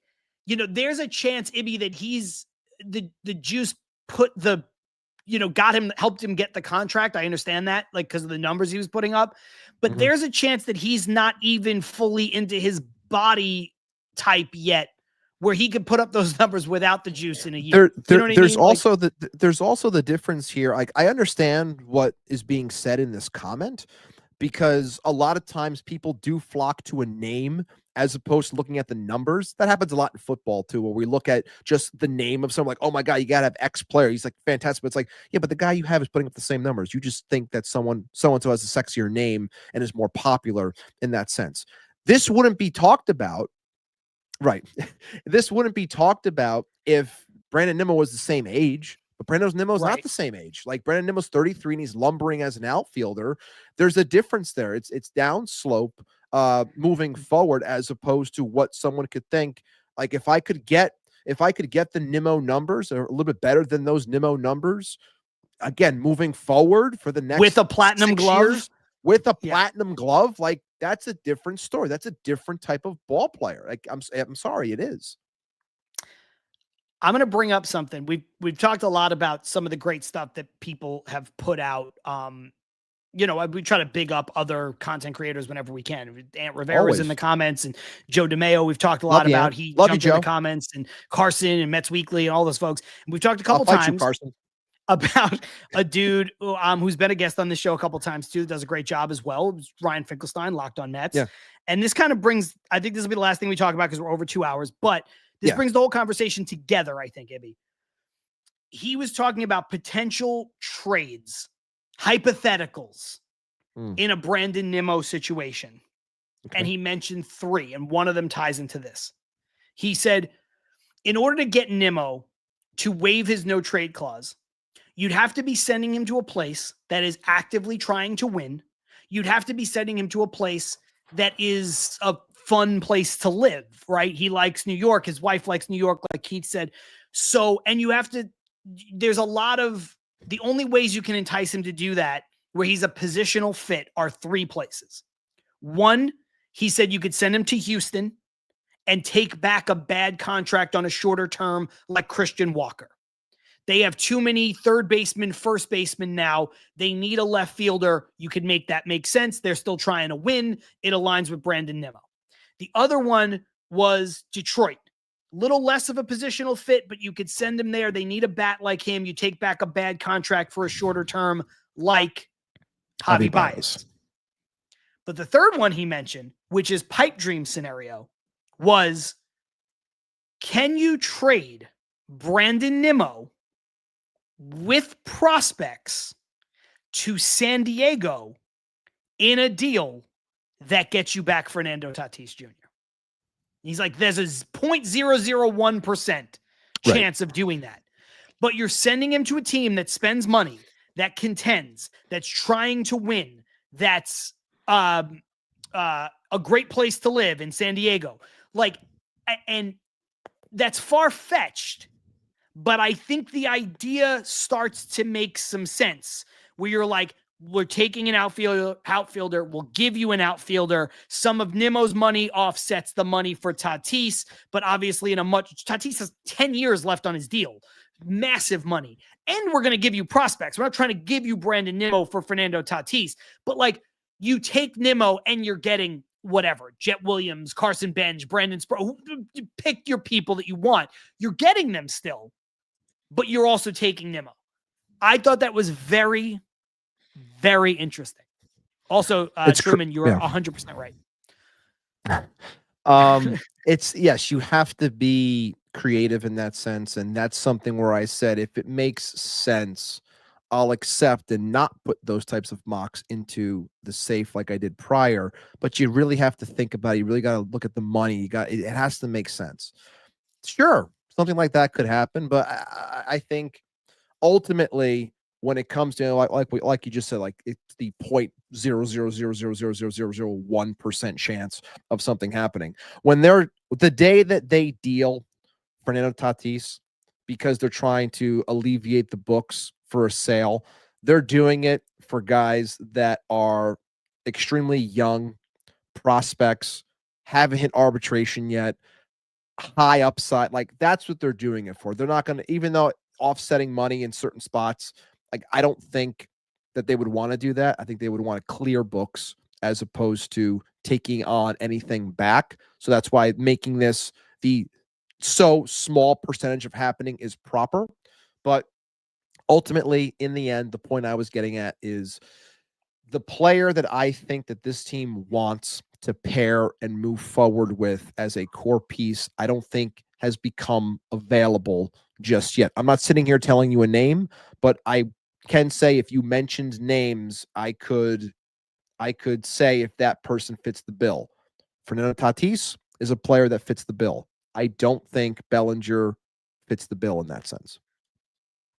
Let me just ask you one last thing. And it's going to put you on the spot because I truly can't think of one. So it's okay if you just can't think of one. Okay. Is there another player besides Fernando Tatis Jr. that you can think of? Legitimately. Because I can't. You know, that player was Vlad Guerrero Jr., but I can't. So who's the other player? Are you saying that, in time becomes available or just like who fits the bill? Like which one do you mean? Like, yeah, who would fit the bill of like young enough to pair with Soto in an ideal world that the Mets might be salivating on, oh, this guy will be a free agent in 2 years, or this person is somebody we're going to try to, like, they are signed to a contract, but we're going to try to trade for him. That's why, like, Vlad Guerrero signs the extension, he's out. Even though Tatis has the contract, he's not out because of the situation the team is in. So who else is young enough that fits that vibe? Who's the guy that you could think of? I can think of 2 players that I can say with confidence will not be signing extensions and not staying with those teams, and odds are they probably will get traded at some point. Number 1, Ellie De La Cruz. Number 2, Gunnar Henderson. Okay. Off the top of my head. Do you think both of those players would come? Yeah. Carson says Ellie De La Cruz at the same time. And Armand for the Paul Skeens thing, I'm talking about position players to pair with Soto as an everyday player. Would those players in your mind, and this is just a fun exercise, are they coming to the Mets at a time and playing shortstop and Lindor is moving? Do you think that happens like enough in the future that Lindor moves off that spot, or do those players come over and play a different position? I don't think Ellie is going to be playing shortstop for that much longer. I agree with that, but Henderson probably will. Henderson probably will, and by the time he's free, I think that at that point, which is I think 2 years from now, you could be seeing a transition for someone like Lindor. I think that is possible. Yes. Okay. Yeah, it's a fun. But again, fun exercise. It's a fun exercise, which is all I was trying to do. The types of players, the types of players that I think that they're trying to hunt. And look, I want to preface this also. I'm not sitting here and saying that this team needs to sit on their hands and do nothing and just lose until said players become available, because as we've seen before, sometimes players do not become available. They get traded elsewhere and they sign with those teams instead. I'm not saying that I want my team to sit here and do nothing. You have to make changes. You have to get better. I'm just saying that I think they're struggling right now when it comes to what players that they want to build their own. I really, truly believe that they don't want to landlock themselves in high-end contracts for guys that are more likely to go on the downhill as opposed to rising up because of the contract that Soto has. That's all that I'm saying. Yeah, and the reason why we got into this exercise is because people, my logic around guys like Bellinger and Alonso together versus Ibby's logic of what he just laid out. And the fact that, it's become a topic of conversation for the entire show, and it's unlikely, but if you were ever to trade a player like Nimmo, it does open the door for you to sign a player like Kyle Tucker, which checks the box that you're talking about. But it's kind of like Tucker is the right player at the wrong time. Yes, that's what I think it is. Exactly. Vladimir Guerrero Jr. was the right player at the right time until he signed the deal. If Vladimir Guerrero doesn't sign the extension, the Mets are signing him this offseason, and Pete is walking, and that is the move. I guarantee you that. And this is not revisionist history. This is something we talked about last year. We're like, that's what the Mets are going to do. They're going to sign Vlad Guerrero Jr. And then they didn't have the opportunity to. So that's the way the cookie crumbles. Anyway, thank you, Armand. Gunnar Henderson's final year of arbitration is 2028. He will be 28 years old. There you go. Ibby, this was fun. Lot of stuff. Fun. A long show, 2 hours, 11 minutes. But we got a lot of stuff. 300 people here. 300 like folks. The video. Like the video. Do us a favor, like both videos. That'd be even better. Yeah, like that's both cool. Videos, whichever side that you're on, like the video, subscribe to the channel. I haven't checked the subs if they've grown, but we're closing in. I think we're 16 or 17 subs away from 1,400 on actually now 15 away now from 1,400 subs on YouTube. Make sure you sub the channel. The only way you can become a part of the conversation is making sure that you are subbed to the channel. Like the video, like both. This was a lot of fun. Thank you so much. Ibby, breaking news from Carson. Thank you. Raisel Iglesias re-signs with the Braves on a 1-year deal. That is, and his entire contract is going towards the Atlanta Braves Foundation. Thank you, Raisel. Get lost. But that is a closer off the market. So Carson comes into my chat with Braves news. Get the hell out. I'm about to ban you. Get the hell out of here. No, listen, I don't think it has massive effect on the Mets because I think the Mets are Edwin Diaz 1, Devin Williams 2. I think that's where they're going to play as far as that goes. Like we said earlier, hope they get both of them. While we have about 300 people here, Ibby, I do want to say, started out as a joke. It is becoming real. I will be doing a second show on the Til Mets Do Us Part channel. It will be available in all of the places that this show is available. It'll be called something different because the vibe is going to be different. The live chat is such a big part of what we do. I joked around about it. And then you and I talked about it. You gave me some great ideas, took them, ran with them. And so I will be doing a weekly show on Fridays where it is purely driven by the questions and the comments from the chat. Just me and the chat. It's will be called Walk Off Whiskey. Shout out to Ibby for the name. And you guys know I like a whiskey. I will pour one whiskey, rocks, not neat, because I'm not a psychopath. I prefer my whiskey a little cold. I will pour one whiskey and I will answer questions and comments until the drink is done. And I think it's going to debut soon, but it is going to happen for sure. So I hope if you're already subscribed here, you'll be getting it. It'll be, available to you, but it's something I wanted to do. Second show, more content for the channel, more Mike Laverty, one shot per question, be a man. Listen, I can't do that because there are restrictions on what you can do as far as drinking goes on live stream. So that would not be allowed. Otherwise, fun. Carson saying, wow, 16 million for Iglesias. Jesus fucking Christ. Yeah, just sign Edwin Diaz. Anyway, shout out to Ibby for allowing me to do a show on this thing that is different from what we normally do. And I hope you guys, like Odd Villain. I hope you, if you do indulge, I hope you pour yourself a drink and join during the stream, because that's kind of the vibe. Just fun. We wanted to do something that was fully led and driven by the comments and the questions and the people who have been a part of this show for a long time. So, yeah. I love it. I'm sure it's going to be fantastic, and I'll try to jump in the comments whenever I can. And I'm not a brown liquor drinker, but if this is what's going to, pop my cherry when it comes to drinking brown liquor at some point, maybe it will, maybe it won't. We'll find out. The only way you'll know is by tuning in. Yes, and debut episode, don't know yet when, but if you follow, Sauce with Saponaro from Odd Villain, that's also a good name. But again, I don't know if there's restrictions on using something like that. They get real weird about it. Anyway, this has been fun. If you follow me, if you follow the show, if you follow Ibby on all the social media platforms, you'll know when the new show drops, when the debut episode is going to be. It does not replace this show. We'll still be rocking with you every Wednesday at 5:30 p.m. Eastern or thereabouts. Subscribe to the channel, like the video on the way out, like the vertical video. Like them both. Join our Substack. We're probably going to do some stuff on Substack that will be exclusive once the season rolls around. So we got a while for that, but join the Substack. It's free to join. And go ahead and take care of that. Follow us across social media. If you missed any of the show, you can listen and watch as soon as we're done here on the YouTube channel, or this will drop as an audio podcast in a couple of hours. I'm John. That's Ibby. This has been Til Mets Do Us Part for 2 hours and 16 minutes. We will see you next week. Peace.